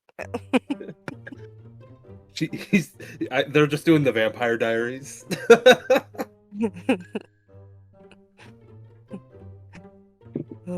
Rewatched that show recently. It's so bad it's good. I've seen parts of it, and I just couldn't really get into it. I think that is the way you should react to that movie or that show. It is just like I don't know. I didn't, and good. I didn't like the main actress either. I was like, she was annoying. Yep. And she looks she's like very she's 12. Which I didn't like. So you're not wrong. She does. I was like, I can't take this seriously when you've got like two dudes who clearly look like they're like in their late 20s, early 30s, and you've got some chick who looks like she's 10. Oh my god, yes. That's so true. It's so bad. I was in the language that they use, like how they speak and everything is awful. It's so fun. Yeah. It's so fun. I'm like, wow, this is so campy. Ugh, it's terrible. I cannot. It's like if I'm gonna actually watch a show, it needs to be good. It's either gonna be like superb, like 10 out of 10 show, or just such a goofy little show I can't take it seriously. Yeah, like I have certain shows that I like, but it's like I go back to the same ones over and over. So it's like I'll just watch things that I want, and normally I like to watch just a movie, but it's like one of my comfort movies, and I'll just watch the same ones over and over again. It's like pulling teeth to get me to watch or do anything new. I'm a creature of habit. So Chris is like, hey, you want to go see this new movie? And I'm like, I'm like, is it a new Jurassic Park movie? Because if so, yes. If not, no, probably not. They are coming out with a new one. It's going to be so I know. good. I'm going to go, man. It's so good. I want to see it too. Sure. That's what I'm sure Di's going to bring it up. Yeah, we'll see. Rewatch them. He's going, Velociraptors were not that big, and blah, blah, blah, and just correcting all the stuff that's wrong with the movie.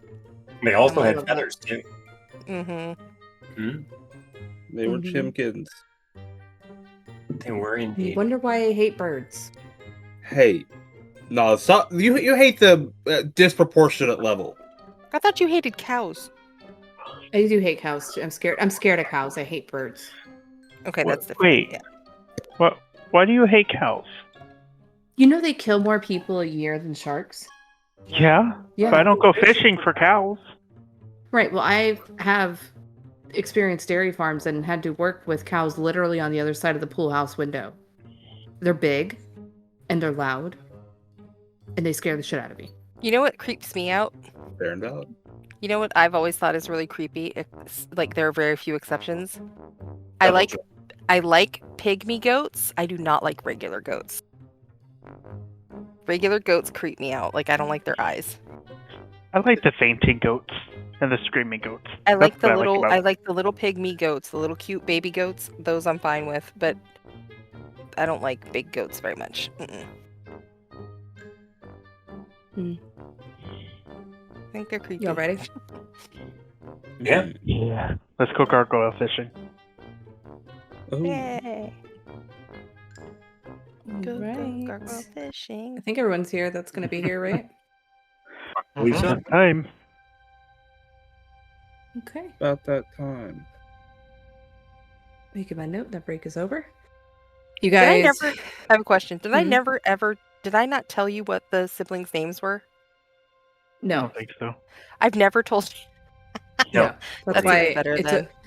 Yeah, it took everything in me not to crack. I've had up it. at I have Brinley. had it written in the front of my notebook ever since we started the game. Like before we started the game, I named them. So I was like, "Oh shoot, what did I?" I was like, "What did I name them?" And I had to like go over I had to flip to the front to be like, what were they? Because I never really talk about them aside from just saying like, oh, my brother or my sister. And I was like, haha, and I laughed. I laughed too in my head. So I was like, okay. Okay. All right. You guys heading out? Anybody doing any last minute things before you head out? Are we good to go? See the wizard.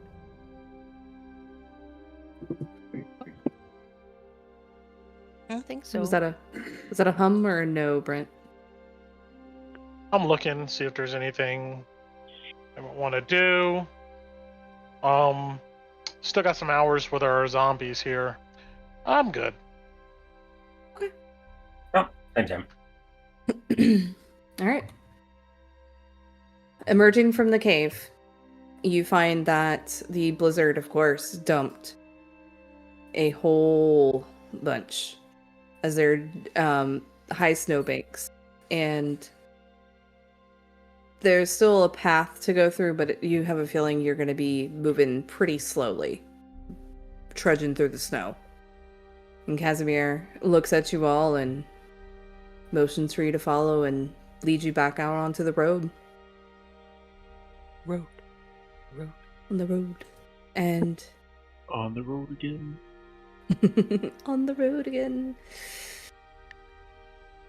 About 2 hours, just shy of 2 hours later.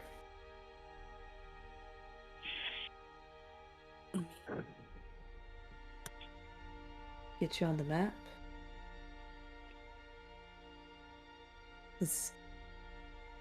Uh-oh. You find your... Uh-oh, what? I don't know, the big green gate. What? You, as you're traveling and you start approaching, you see that the shelf of rock on which the mountain road clings grows narrow. To your left, the icy cliff rises sharply towards dark rolling clouds. To your right, the ground falls away into a sea of fog. Ahead, through the wind and snow, you see a high wall of black stone lined with spikes and topped by statues of demonic vultures with horned heads. Set in the center of the wall is a closed iron portcullis, behind which burns a curtain of green flame. On the other side of the dark wall, gripping the mountain's edge, is a guard tower of white stone topped by golden statues of mighty warriors. And you can see that the tower perches upon the lip of an overhanging cliff, which juts out across the churning fog far below. And Casimir kind of points ahead. That is... Those are it. Those are what attacked me last time at the things perched on top. You said there were 4 of them. Mm-hmm. Do I only see They were. these 2? You guys only see 2, yeah. What They happened? attacked you? Like as soon as you got up there? Or... I tried to get by the gatehouse by flying with a spell.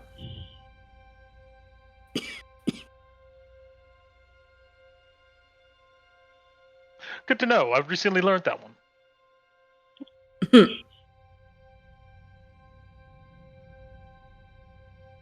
Oh, I see. If we're going to need magic then, unless the gate can be lifted, some magic, Otis, that can be done.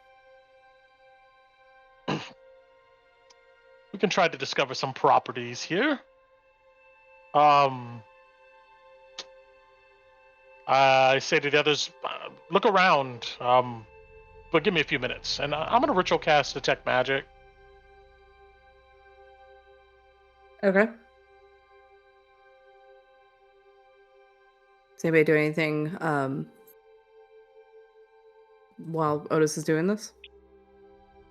Casimir said they didn't start attacking him until he tried to magically pass over the gate with the fly spell, right? Yeah, you said they animated and started pursuing him when he tried to bypass. He didn't even get over it. Alright, Vash will walk then, Ambrose will start walking towards the gate. Can you move Nadeja? Because I can't seem to move her token. She might be stuck in a wall. It probably is stuck in a wall.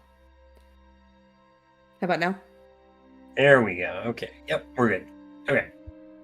So yeah, Ambrosi starts walking up towards the gate. They'll stay a little bit behind you, but then striking distance. I'll staying about 10 feet behind Ambi. Okay. Am I controlling Esmeralda for this? Yeah, if you don't mind moving her for me. Okay.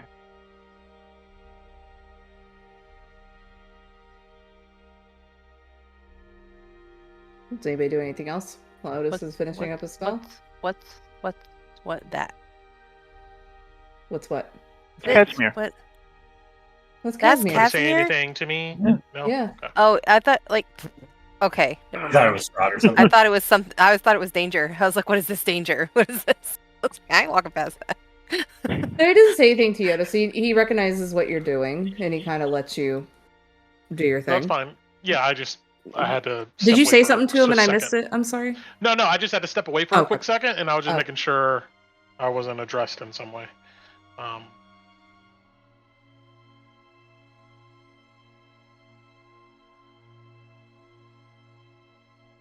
Yeah. Did I have two skeletons and a zombie, or two zombies and a skeleton? It's two zombies and a skeleton. Okay.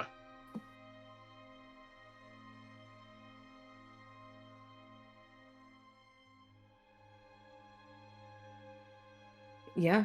So I'd say about now, Otis, your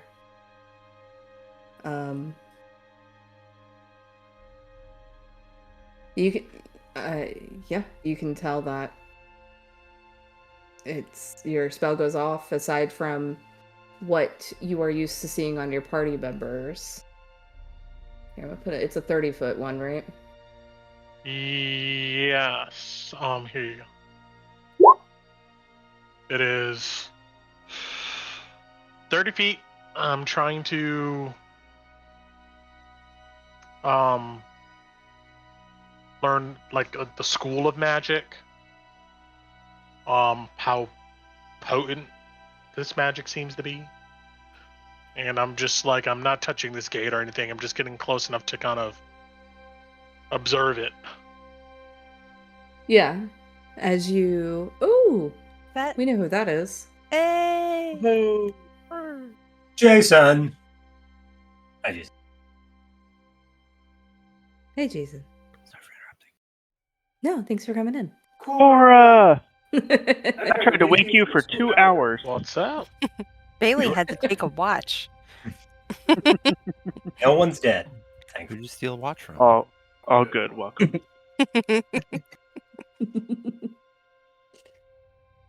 We'll just roll right on past that Lex. You're making them lose their focus. It's all good. It's all good. As you approach, you can definitely tell that. See, this is Dice not knowing magic as well, because this is why she doesn't play wizards. Mhm. It's purple. No. Right? Like, I don't fucking know what school magic is. Yep. Okay. You can definitely, as it kind of reaches up, because the gatehouse is about 30 feet high. Mhm. And the walls are about 20 feet high, and as you guys get closer, you can see that they're lined with the stone spikes. And you could definitely tell that these gargoyles, but they look, more demonic in nature than the standard gargoyle. They're absolutely transmutation magic. Yep. And even though you only see two from where you're standing, there seems to be giving you something there as well. The same, registering the same. And the gate itself is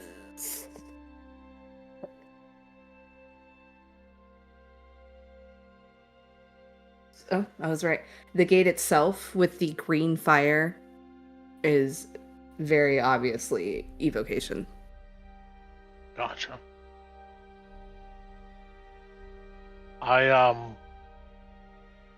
look back at Phil and Val and Esmeralda, and I go, "There's another one of those creatures on the other side of this wall, and I assume there'll be probably another one on this side too. But dangerous evocation all over this gate here.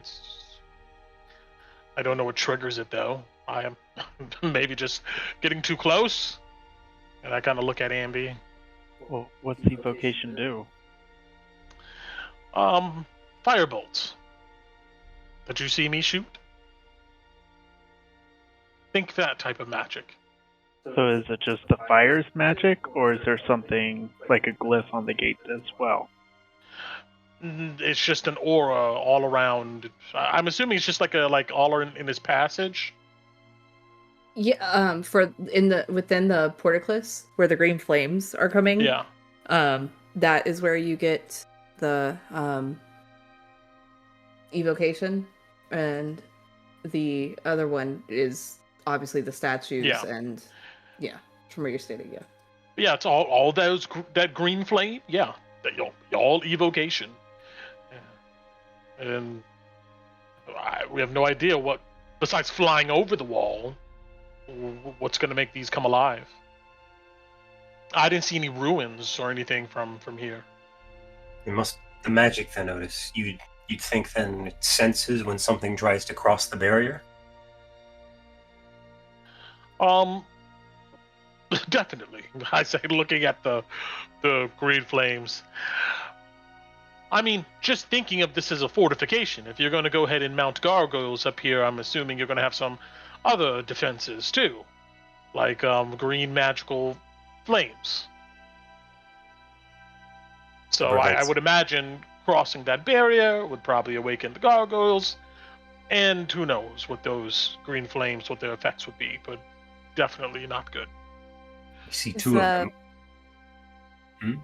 Is there some way to undo it or to not trigger it? I mean, is there anything that we can do, like some sort of puzzle solve or something? I don't know. A word? Do I think I can dispel this? I mean, it's magic. But I want you to give me a history check, Otis. 22. Good roll. Go to... I'm going to send you something. Okay. Because I don't... Because I want to see... As you're thinking about this and with what Bailey asked and you're thinking, you definitely remember something that you identified before.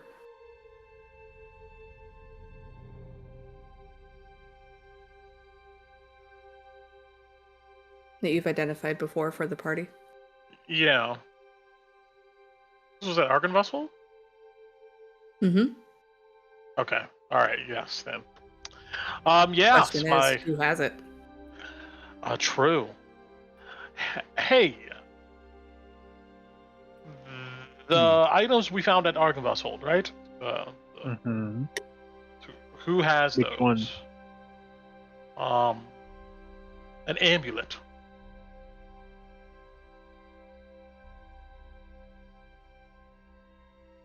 Amulet. Oh, you Did mean Isaac have those? the holy symbol of Horngard? Glad? I have that. The amulet of Knight's Passage. He takes off the platinum holy symbol around his neck and he shows it to you. This? No. No. Perhaps the bracelet of warding? Okay. Well, if we maybe Isaac had it, but it was the amulet of Knight's Passage. It was one of the various items we found at Arkanvessel. I look at Bill, I look at Ambrosi, Bailey, everybody who was there, and have a picture but of it doesn't it? seem like we have it. I'm a picture person. Oh, do we have a picture of this? No, you guys didn't get a picture of it. It's under your items list. Is it on anybody's character inventory sheet? I know I wasn't carrying that. Mm-hmm. Did Isaac have it? Only Was took it the That's what I'm female thinking. back. Was it on Vladimir Horngard's? No, Vladimir Horngard turned into, No. into dust, and he just dropped his greatsword and his holy symbol. Did we find it in the alcove? Did you guys not It was in put the- it on your inventory sheet again? Well, I remember. Yeah, it was like that cubby, that area where we found like the blade, right? And Yeah, mhm. and the amulet. I want to say I'm pretty sure at that time we were discussing who gets what, and I want to say that Isaac had that. Isaac did But- have it, yeah.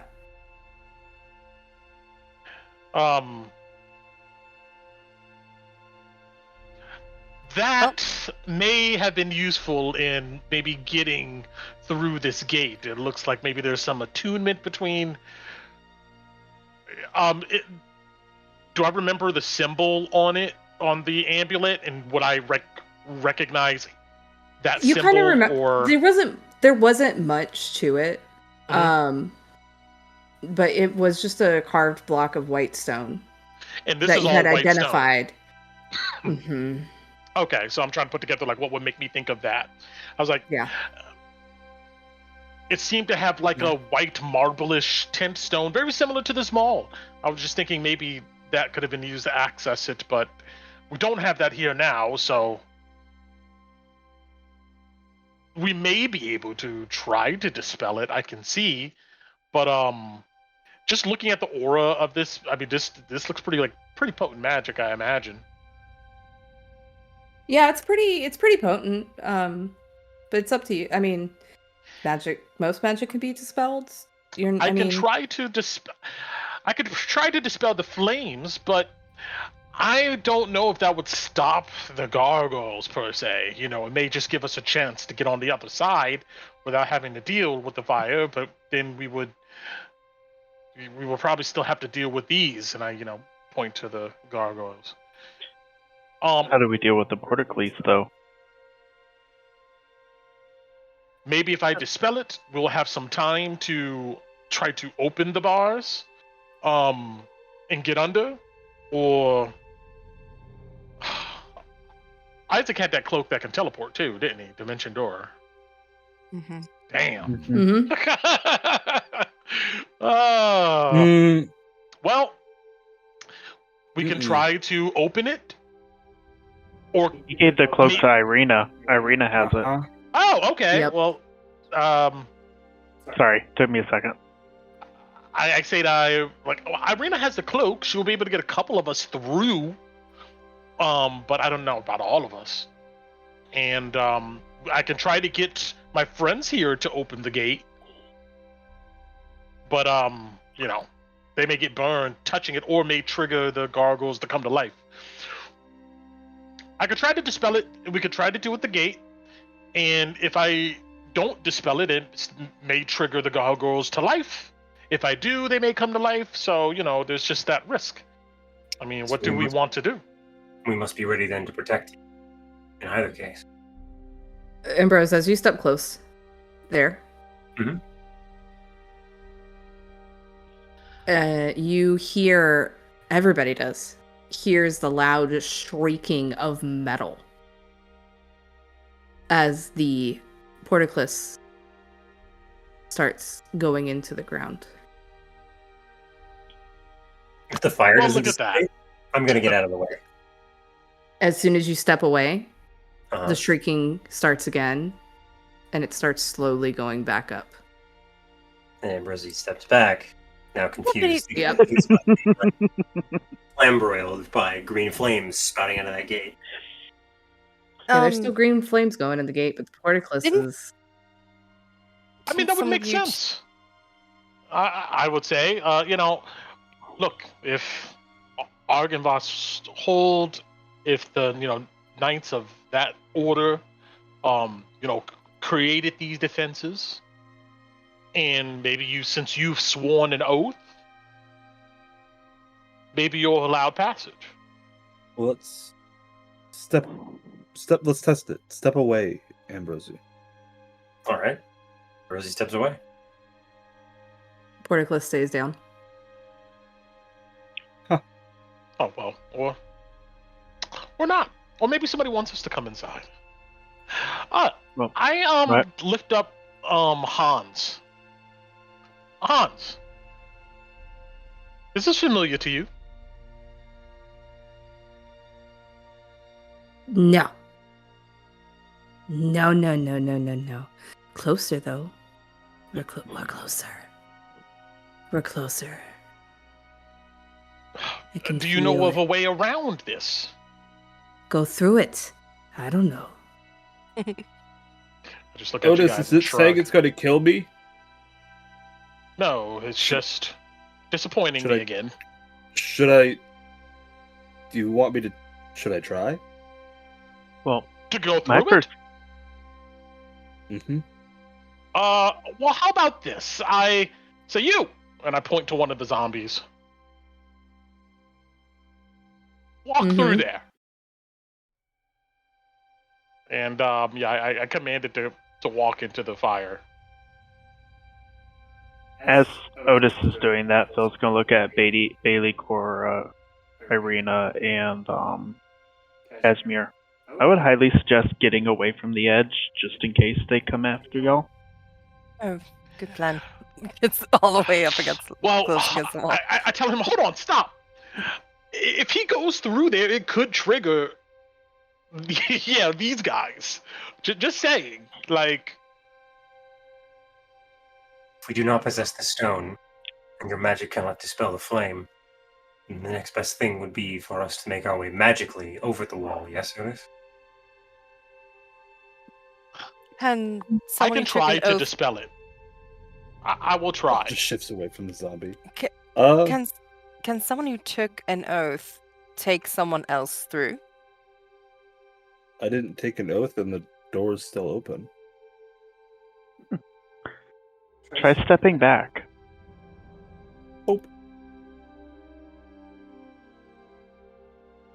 You step back and the Porticus goes back up. I take a step forward. Goes back down. All right, well, problem solved there. I think we try the zombie. Or you can try to dispel it, Otis. I will just try to dispel it. I will take out my spell book. I'll try to cast dispel magic on the area of the gate. I'm Be holding- ready for those. I tell you, get ready in case those things come alive. You know? I unsheathe my sword. I tell the zomboids to just kind of gather around me.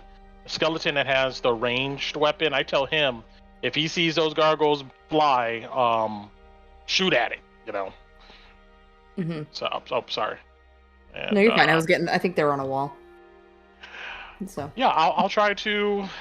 I'll roll up my sleeves, and I will focus and gesture towards the gates as I speak my incantations and clench my fist. And we're gonna do dispel magic. Do I need to roll an ability check? Yep. Absolutely. Figures. 10 spell level. All right, so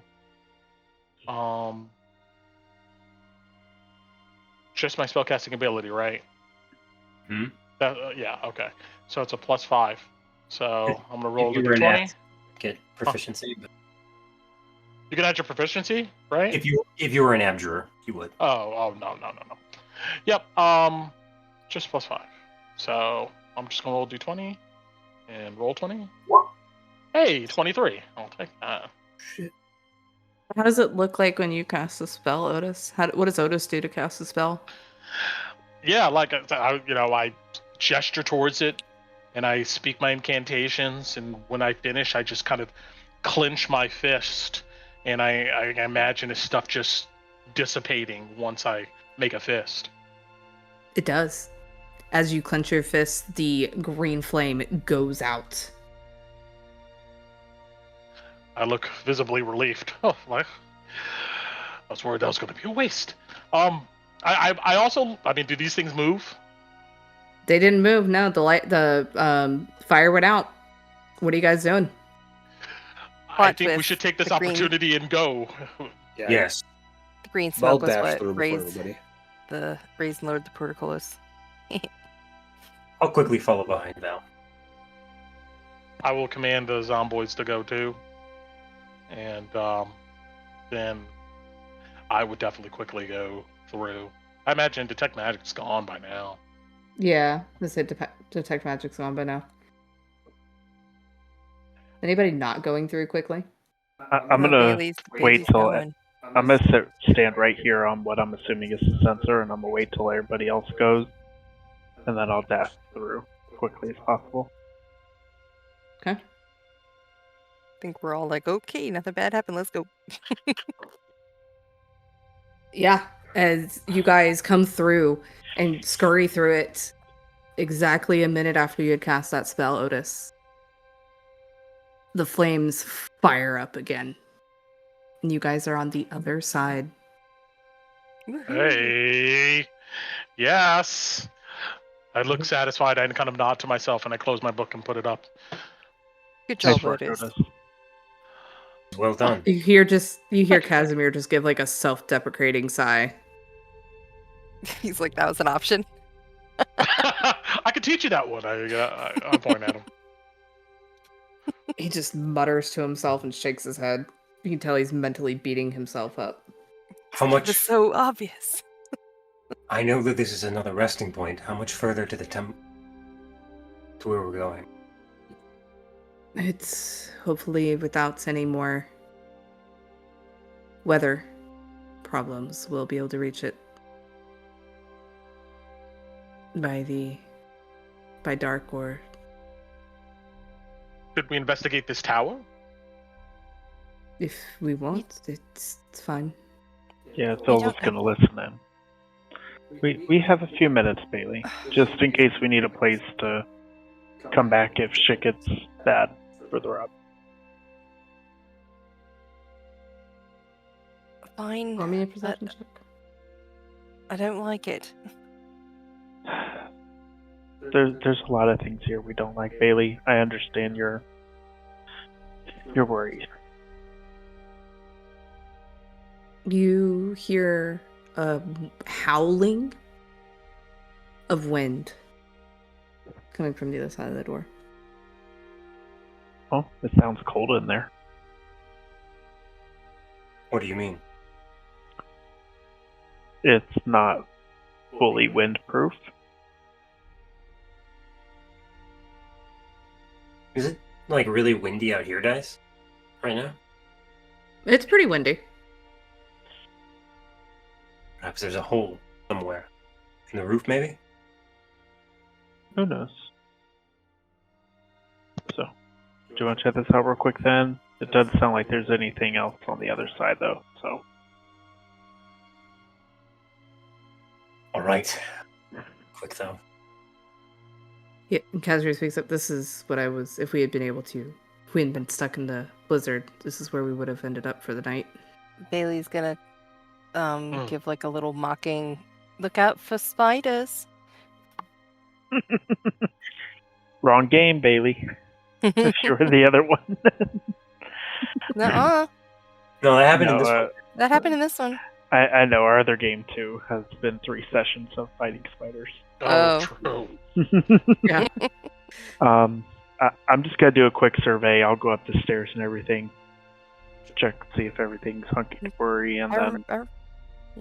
Yeah, so when you step in here on the ground floor, those who are in there, you see a cold hearth standing across from the door, and that howling wind is obviously coming out down through the chimney. And you see the stone staircase on the south wall and 3 windows. Going upstairs? Yep. I'll run upstairs real quick. I'm going to ritual cast detect magic again while they're looking outside, while they're inside. Okay. Ambrose, are you going upstairs as well? Yeah, I want to make sure Phil's okay. I'm going to stick with him.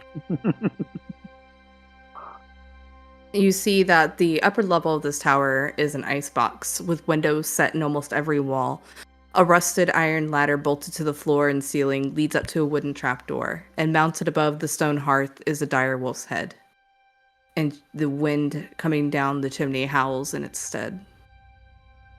Is there a lock on the trapdoor? No. I'll go up the ladder. If it looks too fragile, then I won't. But if it looks semi-sturdy enough, I'll go up and do a quick look up top. Make sure we're not missing anything. The good thing about a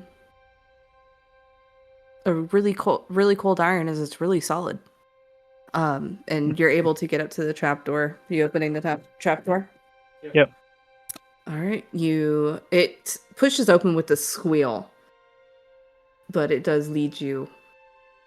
You see 10-foot-tall gold-plated statues stand atop the battlements, facing outward. Each one depicts a female human knight holding a lance, and the cold wind stirs the snow under which you see human skeletons clad in rusty mail.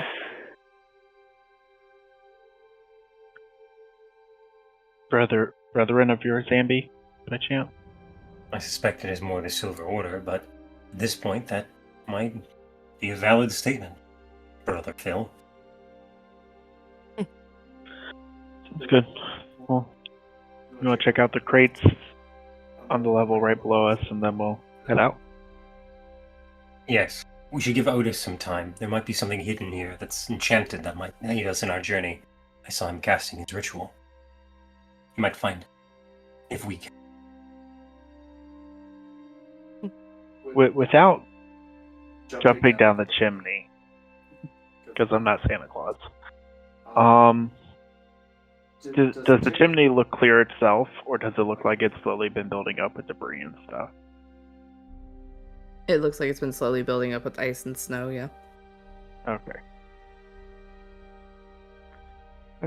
Just a thought in case we do need to come back here. Or even on our way out if we choose to stay here. Alrighty. You guys go back down? Yeah, we'll go down. Mm-hmm. All the way down?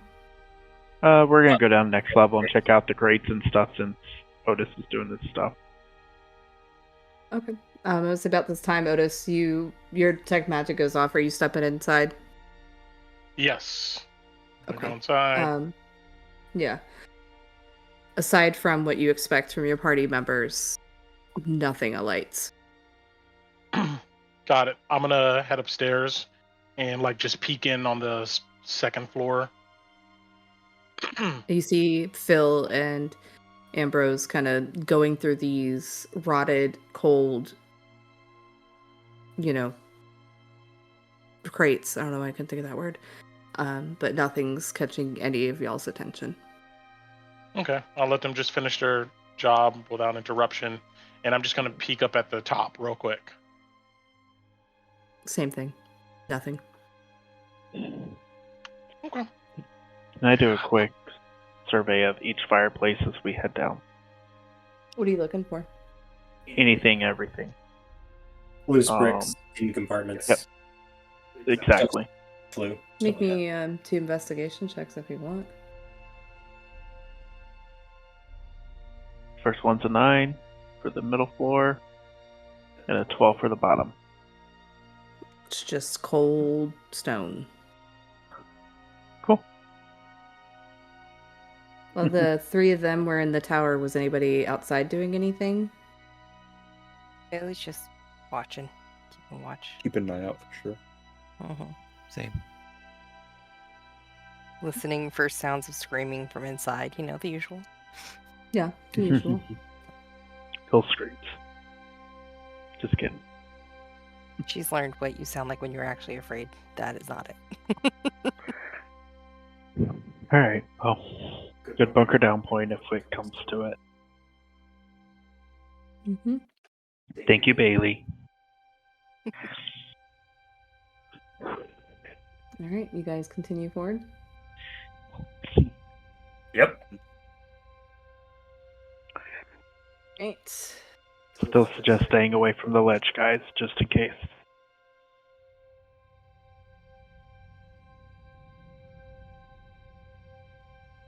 You guys, Snowy Pass comes to a gorge spanned by a stone bridge. At each end of the bridge is a 30-foot tall, 30-foot wide stone arch. Atop each one are 2 statues of armored knights on horseback with lances, charging towards one another. The wind bites and howls like wolves as it passes through the gorge. And you see the low walls that enclose the stone bridge have fallen away in a couple of places. But the bridge appears intact. Is it just me, or I can't see it? It's all black. You guys just can't see? Why can't you guys Nope. see? I see all black. Oh, because I put you on the wrong fucking layer. We're in Strahd's dungeon. Yay! I see. Woo. I Oh, can shit. see. I can see.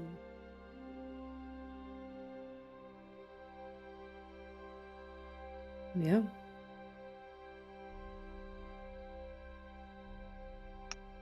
Well, that looks safe. 100%. Do you want me to go across and kind of investigate to make sure I find the best path? Sure, I can go We can do behind that. you. If something falls, I can fly. So So can I. I'll stay a few feet behind you and Okay. make sure everything's good. Wonderful. I'm gonna cross under and slowly make my way across. And just kind of try to see if I'm finding the best path to go through this, the safest, looking for like pitfalls and like investigating the rock to see if I can kind of get an understanding what's happening. Like Yeah, you make where an investigation positionally. check. Mm-hmm. Wonderful. 18. You slowly make your way across, noting where some ice has kind of slicked. But even though some of these parts have broken away and the sighting is low, you're able to discern that shouldn't be an issue for anybody to cross. Once he makes it across, to kind of give like a big thumbs up and like 2 okay symbols to Phil and just try and call out, even though the wind's blowing as hard as it is.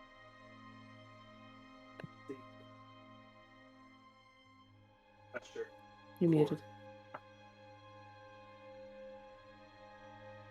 Sorry, I hear myself, so thought it was unmuted. Phil will usher to Cora and Ambi in the front to wave them on to come on and follow the safest route possible to get across, and he'll stand off to the side. All right. Wait to be last, like last time. One at a time, perhaps. Too many ducks may break the stick. That's wise. Nadeja, wait here. You hear Embersy say to his horse. He starts walking. Yeah, glad Jason's here. I love Cora.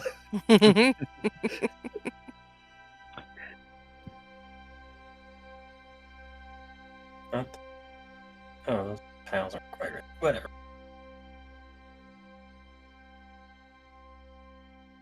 Shouldn't the horse go last? Sure. Do you say that to Nadeja? Because Ambrosy's on the other side of the bridge of that one. Yeah, I was like, he's the heaviest thing here. If he breaks the bridge, then we all have problems. What does Nadeja do, Dice? You can I would try understand. to. Speak. I would try to lead him like all right, let's move off to the side, Nadeja. I'll be here. I'll try to. Nadeja would follow Otis, especially since Otis is leading Nadeja to a evergreen tree. So There we not go. grass, but tree, food, Green. grain. All right. After you, Otis.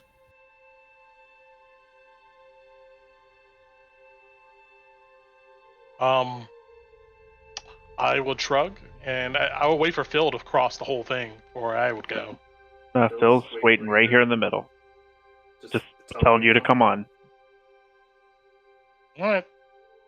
I would tell the zomboys to go first. One by one, I would have them go. Just walk straight across. Okay. Then, once they make it over, I would go last. Okay. Try not to look down. Bailey looks at Irina. Do you want to go next? Sure. And I'll she'll just go after trot you. right. Yeah, of course. And she'll just trot across.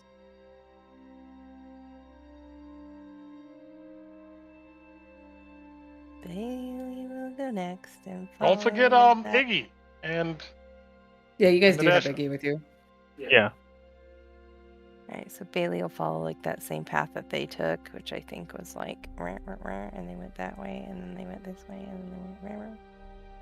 There you go.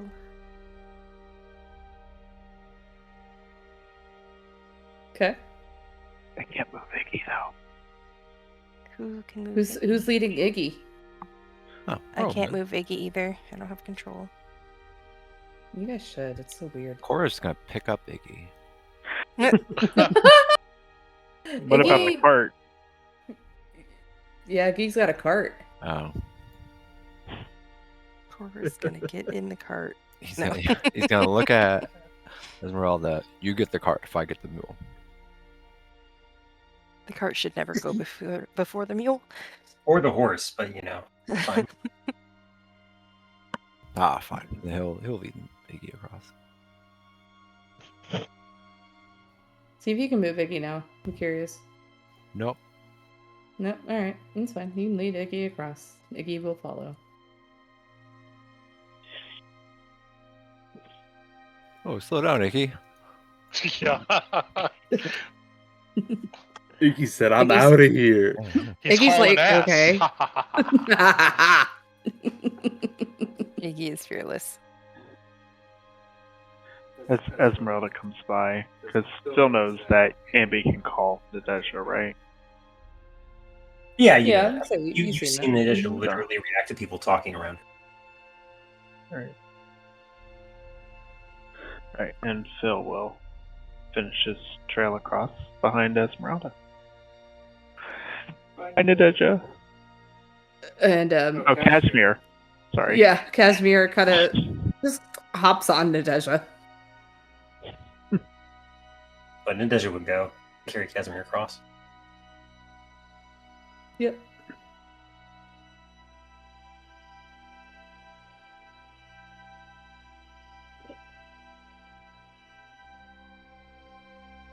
Nothing happened. All right, cool. And next scene, quick. map. Do you guys continue on? Yep. Okay. We don't We'll want to make snap camp on the up for a bridge. minute. Yeah. You can if you want Light to. daylight turn? Oh, thanks. No, let's go back. The cave was safe-ish.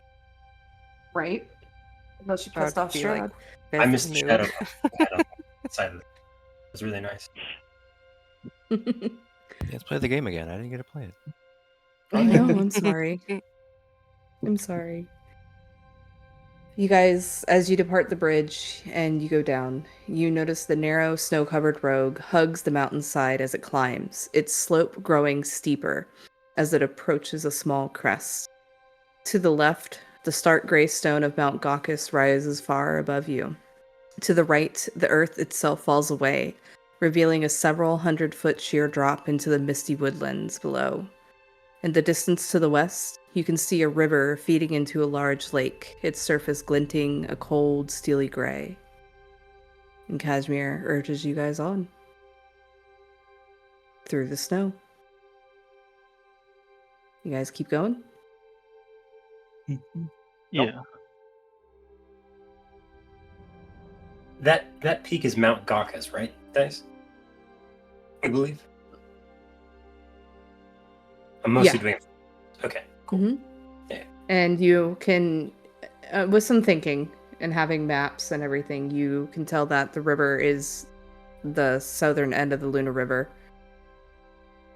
That you guys have crossed over and spent a lot of time around. I remember from the It's- trappers telling us about avalanches, so I'm gonna keep watch on these cliffs. If I see any weird shifting of rocks, we'll just keep in watch. Yeah. You guys, I'm just keeping us on the map for now, but we're a little bit theater of the mind for the moment. About an hour later, so a total of probably closer to 4 hours into your journey now, you see far in the distance and below you now, the gatehouse's bridge seems to lie like a crude matchstick across the gaping chasm below. And a shape seems to be moving across it from the north. If anybody wants to make a perception check, they can. Oh, yeah. No, For sure. Almost to 20. Almost to 20. for that. Whatever. Anybody else? Cora, okay. Otis, are you? Or no? All right. Sorry, I had my son came to me about something. So You're fine. What exactly did you we guys, see? it's been about another hour. Okay. And you guys, so you're now seeing the gatehouse behind you. Yeah, I and heard you that. see a shape seems to be moving across it from the north. So I was saying if anybody wanted to make a perception check, they could. Got it. Yes, I will do a perception check. Come on up here. And there you go. Cute. Swell. All right. That's a pretty snow, Otis. Yes. I'm gonna, Phil and It's white. Cora, I'm gonna send you what you see. You guys just hear Cora going, "Enhance." Enhance.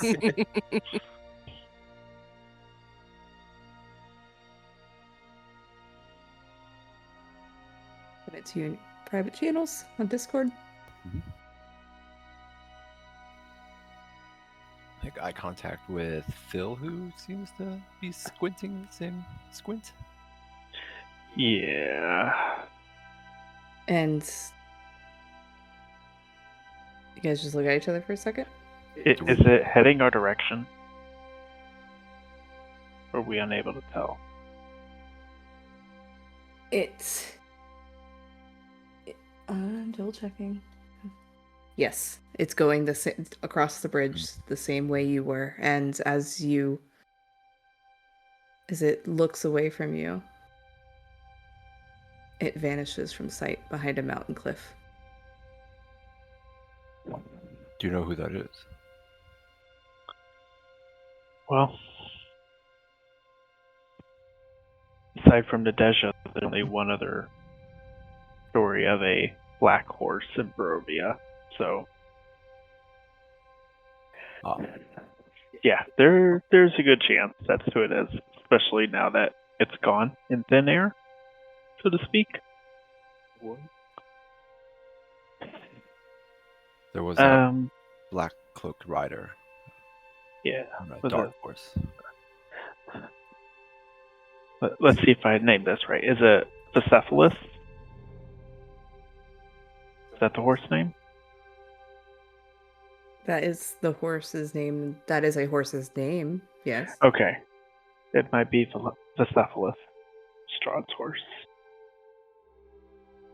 But you also remember Bucephalus having flame for its mane and tail. True. Didn't we see a horse along the road at one point? Or was that an elk? Oh, we saw a dead elk over by the wolf den. No, but A dead horse that got carried off by werewolves. I remember we came into an area, we saw like an elk or a horse in the distance, and we decided not to follow it.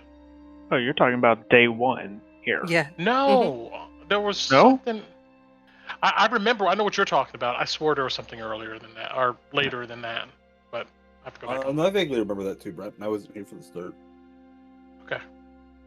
Well, if anything, I say we go with caution, and if something's stalking us, then just see when it gets here. If anything, we'll just ask Cora to throw it over the edge. Are we I waiting do for it to enjoy catch up? No, we're going. That I vote keep going. Sorry, Cora, I didn't mean to interrupt you. Oh, I do enjoy throwing things. Casimir just kind of grunts. Alright.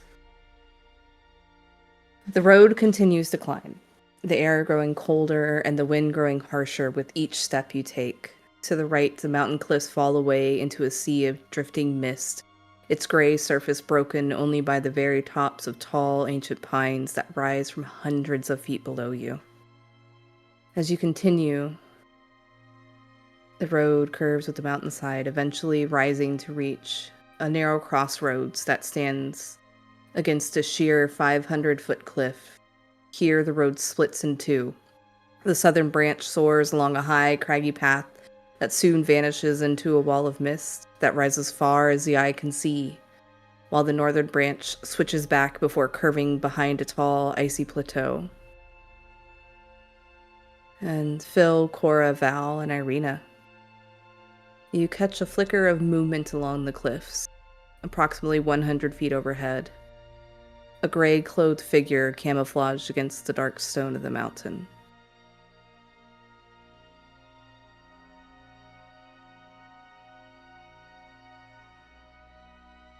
You guys do anything? You make me a perception check. Yeah, I'll try and see better and get more detail.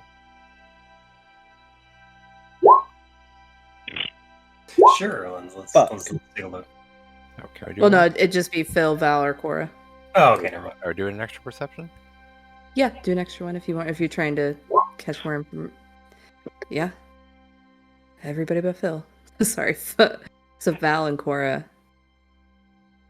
you see that the figure is wearing a dark gray cloak and a dark headscarf wrapped around its face, and appears to have a short blade hanging from its waist and a pair of spears strapped to its back. And the cloak seems to be made of fur and like somebody who is probably used to running around on a mountain.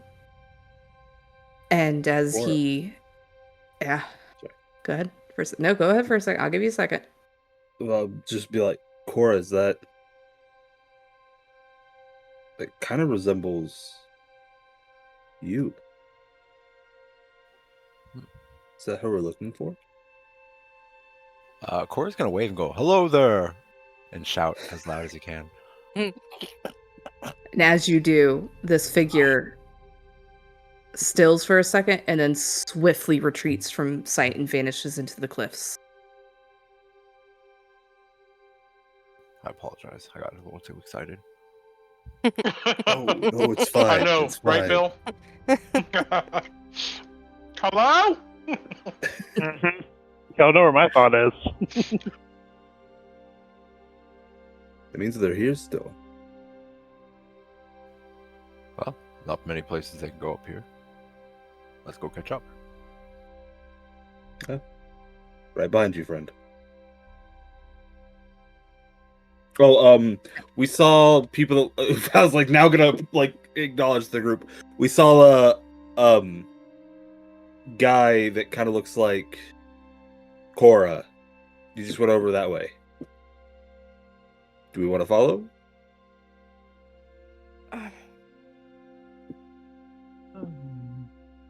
Maybe we stick to the path.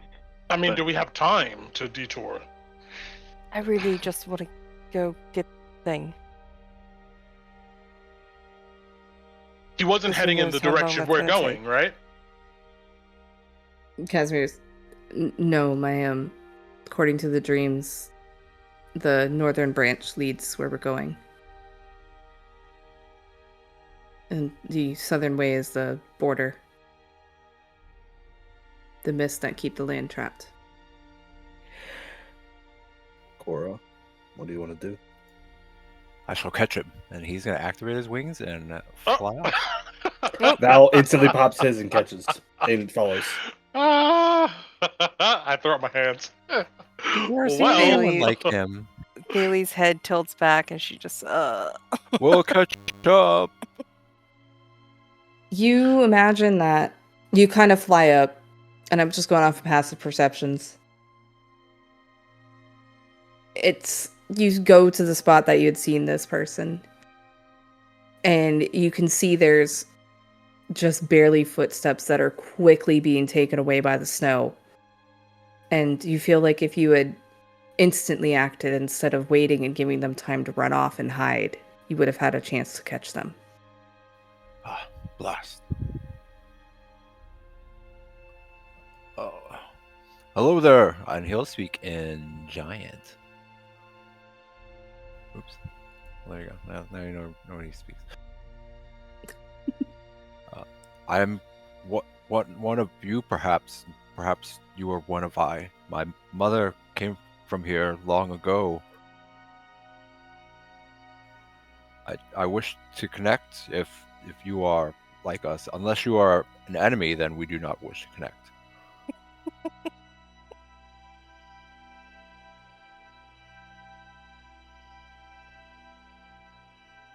Give My me mother. He'll Go, just say keep his going. mother's name was Sharna. No, I should know her last name. No, she didn't have last name. Just Sharna. Like Make me a Madonna. persuasion check with advantage.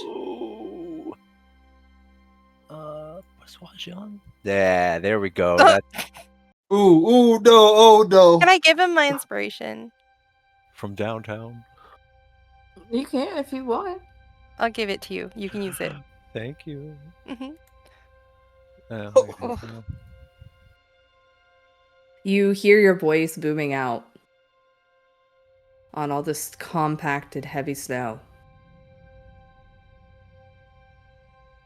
And it reverberates. But there doesn't seem to be any answer. Curses. Note that bit of detail. Well, if you wish to connect, we are headed to the Amber Temple. Look over the valley. I believe so, yes. There. Okay. Face immediately pops out like, no. I'll keep an eye out. Let's for see. them. How are you getting down? Because those wings only last a minute, right? Hmm? Yeah, it has been less than a minute. Ben, you better get down there quick. Then let's go. We're blasting off. He'll look for he'll post an ad on Craigslist later. His connections. Okay. That's fair.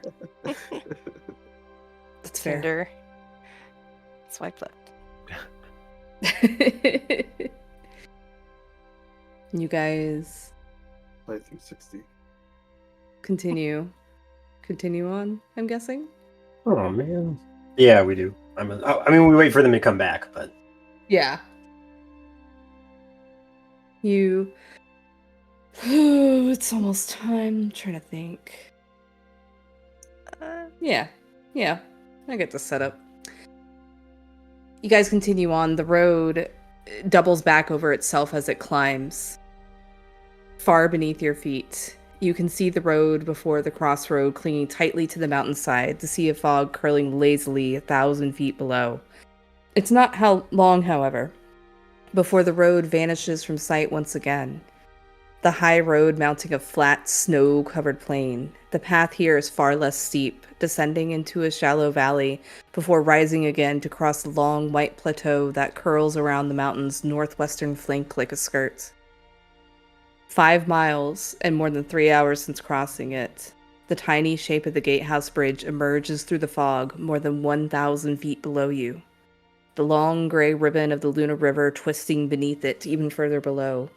The road, however, continues around the base of the mountain's northwest peak, the icy plain nearing once again to a thin, treacherous path that snakes beneath Ghakis' northern cliffs. 100 feet ahead, the road curves with the mountainside, curling right towards the mountain peak before swerving left again and vanishing around a bend another 100 feet away. Where the road swerves, you can just faintly see a dark void in the rocky cliffs. A cave.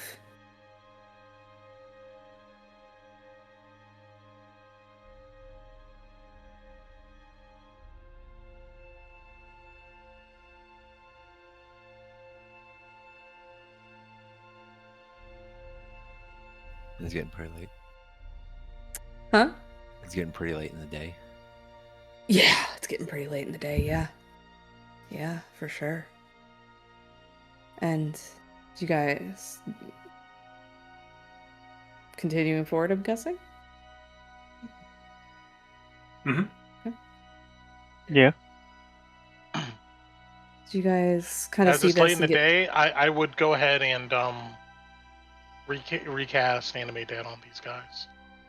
Okay. Yeah, you can Oh, pull them yeah. onto the map for sure. If it's that late, Ambrosi is going to offer another prayer to the morning and bless himself, Cora, and Phil. What's the prayer, Ambrose? I'll read it again. See if you pick it up.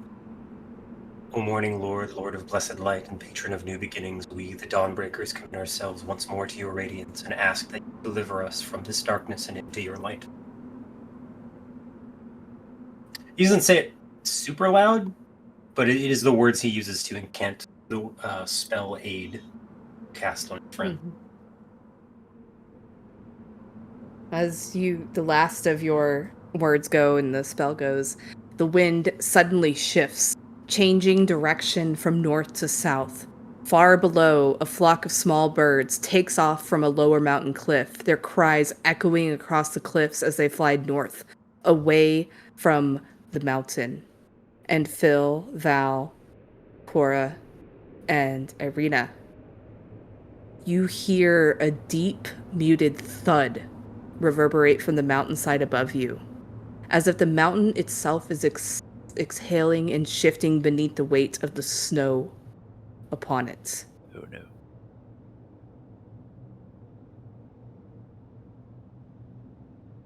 And for a moment, and the rest of you, a moment passes as you say, oh no. Everybody hears a distant, sharp crack pierce through the air. And for a moment, the world seems to hold its breath. Then far above, a low rumbling fills the air, like 1,000 stones shifting all at once. The sound swells to a distant growl, deep and resonant, as though something massive has awoken from deep within the woods. Everybody has a round to react. I'm going to start with who's in front. Val, what are you doing? It's coming from above me, is what you're saying? Uh-huh. Like directly above me? Yes. Oh shit. Oh shit. Alright, yeah, I'm gonna do it.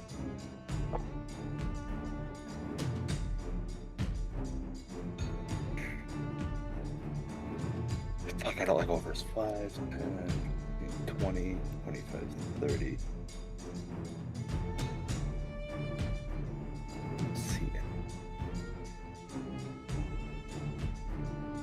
Bonus action dash. Huh? You see, like this, this is obviously the mouth of the cave. The noise came not from that direction, right? I want to make sure I understand. You guys are climbing a mountain, and so yeah, so this side is the up mountain, and then obviously this is the down side. So the noise is coming from the upside of the mountain.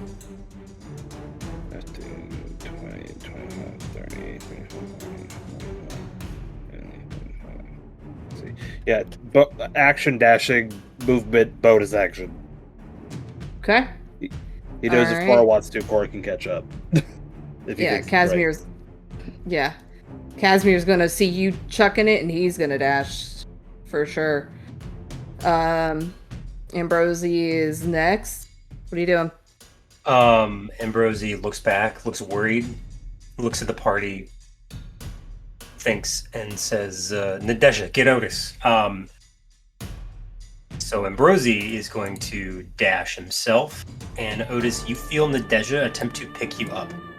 Do you allow her to do that? Yeah. I don't resist it. Alright. Nadezha will pick up Otis. If you allow it, Dice. Scoop Yeah, him that's up. fine.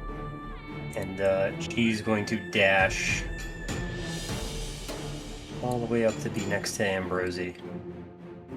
with Otis on her back. Okay. I'm guessing you're having your zombies follow you, Otis? Yeah, I would command them to just move as fast as they can, and following me, and they would move.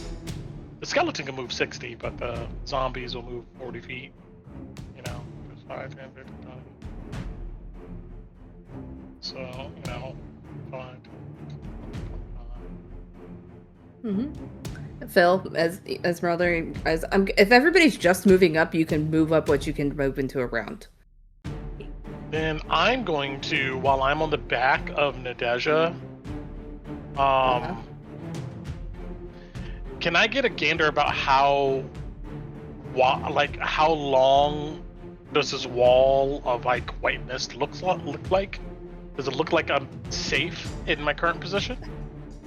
The mist, you guys went away from the mist. Right now you have a feeling that there's snow about to Yeah. So the falling snow is what I mean. Is does it look like we're past Give me a perception check. Okay. Or intelligence perception check, yep. Yeah, everything's moving crazy. You don't know what the hell's going on. Yeah. In that case, I would bonus action. I would Misty Step off in Nadeja 30 feet. 5, 10, 15, 20, 25, 30. And then I would continue moving 5, 10, 15, 20, 25, 30, 35, 40, 45, 50, 55, 60. I would book it. Yeah. Those of you who can move forward, the rest of you guys are just moving forward. To make this a little bit easier, because you hear Phil, Esmeralda, Cora, you guys doing anything different besides dashing forward? Cora's gonna activate his large form. Okay. So he can pick up Iggy and the cart. Okay. Yes. Thank you. That's why I've been waiting. See if anybody helps. Yeah. Okay. Easily enough done. Mental. Come on, you picks him up under his arm. Let's go. This is the most chill you'll ever. He was, I man. love Iggy. He's been chill since the beginning. He's Raz about raised him right. or chill in a hot second. Yeah. Or gold. So pick him up and move, for sure. We'll just say Iggy's with you, wherever you're at. It's one less token I have to worry about. And as you guys are all rushing forward, the growl that was deep and resonant burst into a thunderous roar, the slope above giving way with a deafening crash. Snow and ice break free in waves, toppling trees and stone formations alike as a section of the mountain thunders down towards you. And as this has started raining debris on you guys already, it is now difficult terrain.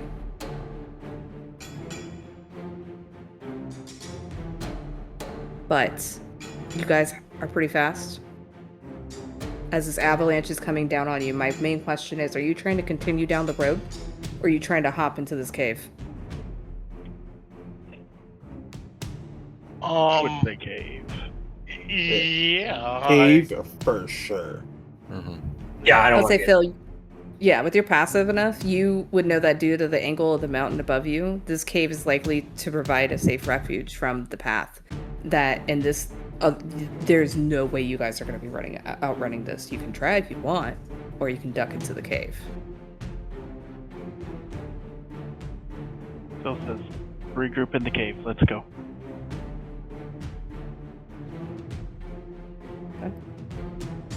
I was gonna You guys- mental connect to the back four, the back 5 people. Mm-hmm. So Ambi as Cora, Bailey, Irina. But you keep booking it. Okay. I would say, you guys doing this and being quick enough and going to the cave, you guys can all move yourselves into the cave. Just as snow and ice and everything plummets over you, effectively locking you inside this cave and having to find an alternative way out.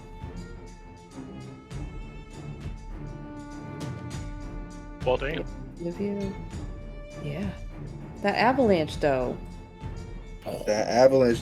Cora was too loud. Yeah, it was Cora. Definitely. No way.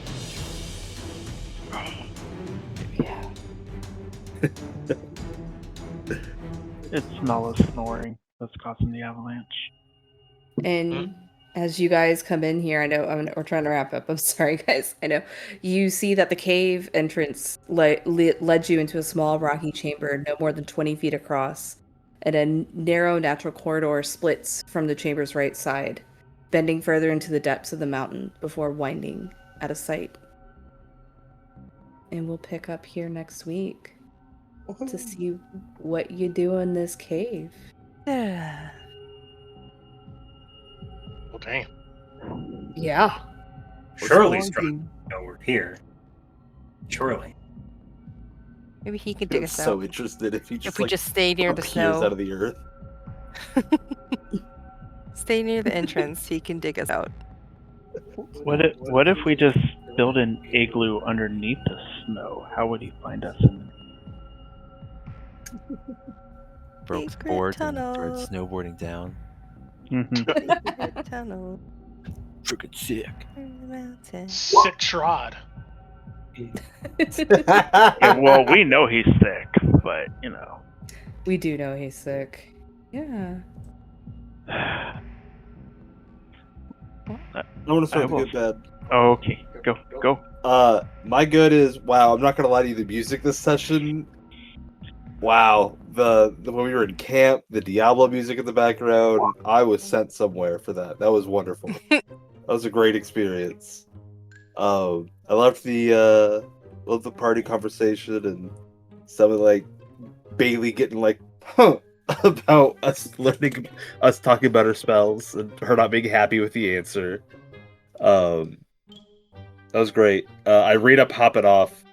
I not like she like the questioning and like how she was talking to Bailey was phenomenal. I felt like that was great. Fuck Strahd. I'm gonna give my MP to Otis for that dispel magic though. I was fully ready to run through that and man saved me. Thanks, I'll take it. Yeah, a lot of good RP this session. That's always great. I'm gonna give my MVP to Bailey for a lot of good backstory there, and I second the music thing. Like during a lot of that conversation, the music was like really good. It was really on point. So kudos to Kenku Radio for doing the damn thing. But yes, I love the reveal and all the details about her family and stuff. So I thought that was cool. But you know, a lot of good RP around, and it feels like we made some progress. You know, we didn't screw up the game, so that's good. And Yeah. we bypassed some gargoyles this time, and a scary bridge. So we're making progress. And yeah, I don't got any bad. You know, yeah. Nice. So good is got to hash out some more stuff that I didn't really get to talk about a lot with my backstories. That's always fun.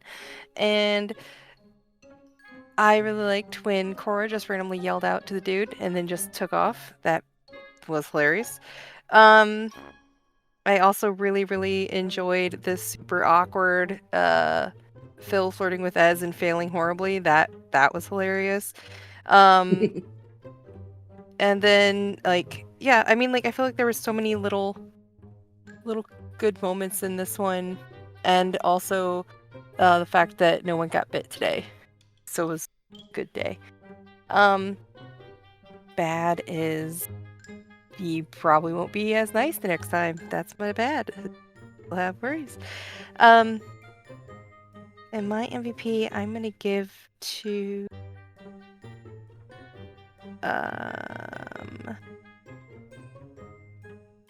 gosh. I'm gonna give it to Otis for the dispel. Yep. Clutch. It was it was huge. My bad is I missed Bailey backstory apparently. You can listen to it later. When I get to it, yeah. Sorry, I know I'm behind on the recordings. Craig's got you. Good, as I got to play a little bit. And thank you, Bailey, for the extra help with the persuasion, even though it wasn't very persuasive. It's okay, you tried. You tried. Cora's just so excited because he's never seen another person like him. Yeah, no, for the half session I was here, it was really good. So, 2 thumbs up. I'll give my half vote to Otis as well for getting us through that gate. Yeah. I can go next. Good. We're almost, I think, quote unquote, to our final destination. Although I am unexpectedly more excited to meet Cora's family? Question mark. Because there's a whole side quest I'm expecting there that it's really interesting to me. I'm curious where it's going to go, and I don't know much about Cora on that end, so curious to find out more. Along with Bailey's awesome family share, we get to learn news and stuff. I always love backstory. It's fun. No bads. Although I think we're gonna have a fight next session, so maybe that will be my bad when we find out it's, I don't know, frost giants or something crazy. Trapped in a cave? No. Yeah. Nothing bad ever happened inside of a cave. And my MVP, yeah, I've got to give it to Otis. If you hadn't have cast that Dispel Magic, I think we would be in a much different position walking into this avalanche / snow elemental ambush. I have no idea what's going on. TBH. So, we'll see. Yeah, it's me. That's the thing that leaves me as last. Good? Yeah, a lot of good. I got to royally fail flirting, making jokes. Nobody got their blood drained. We made it through the gate.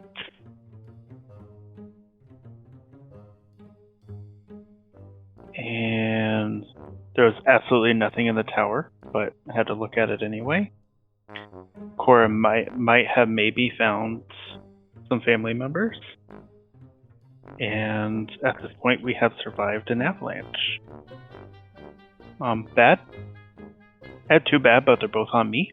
The first one is I royally screwed up the freaking punchline because I was reading my notes, not the actual joke. So I just had a note of make this joke, and then I just said the punchline. And then the other bad, again on me, was that this was hard not to meta. Because as soon as we got here, I remembered all this crap clearly, and I was just like, I can't do it. So, thank you all for dealing with my silence on that. I tried to at least lead where I could. MVP, absolutely Otis for the Dispel, because we didn't have that option in the last 2 runs that I've done this game. So that was awesome. Nice. Yeah, I'll go ahead and say the good is that I think the Strahd's game landed exactly how it's supposed to. And I had no way of knowing how you guys were going to do this. It's really cool to see how it played out. I didn't know how it was going to go, so I was very curious on you guys got the best scenario. I thought the roleplay with everybody, even if it was simply I'm studying my book and sleeping, was good. Like it was really good. And then going up the mountain and trudging up, and the one place in Barovia you can actually have like travel montages with, going up this damn mountain because you're just spiraling. It was good. Everybody did really good. I really appreciated Bailey's moment with Irina, and also trying to figure out how to save Ambrose depending on how things go, kind of learning more information. I really enjoyed Otis being like, I think Otis is feeling good about himself. He kind of showed up Casimir a little bit like, hey dude, look, I can get us through the gate. I thought that was beautiful. I love it. And the growing frustration with Hans is exactly what I'm wanting as well. I love that Cora is getting the sprinkles. And I'm excited to see how that continues to go. You're not missing any. Yeah. You're following the cheese trail, the crumb trail. Phil's little moment with Esmeralda flopping the flirt was hilarious, and then as well asking her about Ambi to save him was good, and it was And then I also liked Ambrosi having that moment with Bailey, and Shane always being willing to give a prayer. And I liked, I do like that Val had a little mother hen moment, warming the blankets and giving them to the cold ass girls. It was sweet. As well as just supporting Cora, too. I think that's cool. Burning resources to support your buddy. That's how it should be. And also having that moment in the morning of, I know I didn't share what my end goal was, but this is what it is. And the absolute dead fucking silence was pretty funny to me. But I liked the moment where Val's like, this is what I'm doing.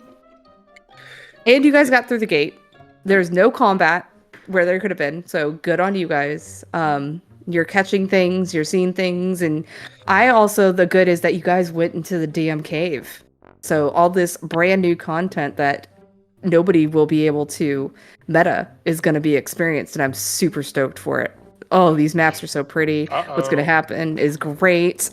Yes, it's great. But my MVP would absolutely go to Otis as well for that Dispel Magic. And you guys got through without that damn amulet that nobody knows where it's at. It's great. So that does give... I know where it's at. That does give Otis MVP. So if you didn't have inspiration already, you can take it, Brent. Hey, thanks, guys. We are... Yeah, and we're good to go for next week and get to see what's in this cave. And anything else that follow, because there's no way you guys are getting back out the other way. You guys have nothing to do but go forward, and I'm so excited you guys are trapped in here. Yay! So I don't need no one. Yeah, it's great. So thanks for playing, guys. We'll go ahead and tell Craig to get going. Want to get. Good night. Holla, Craig. 010011001. Good morning.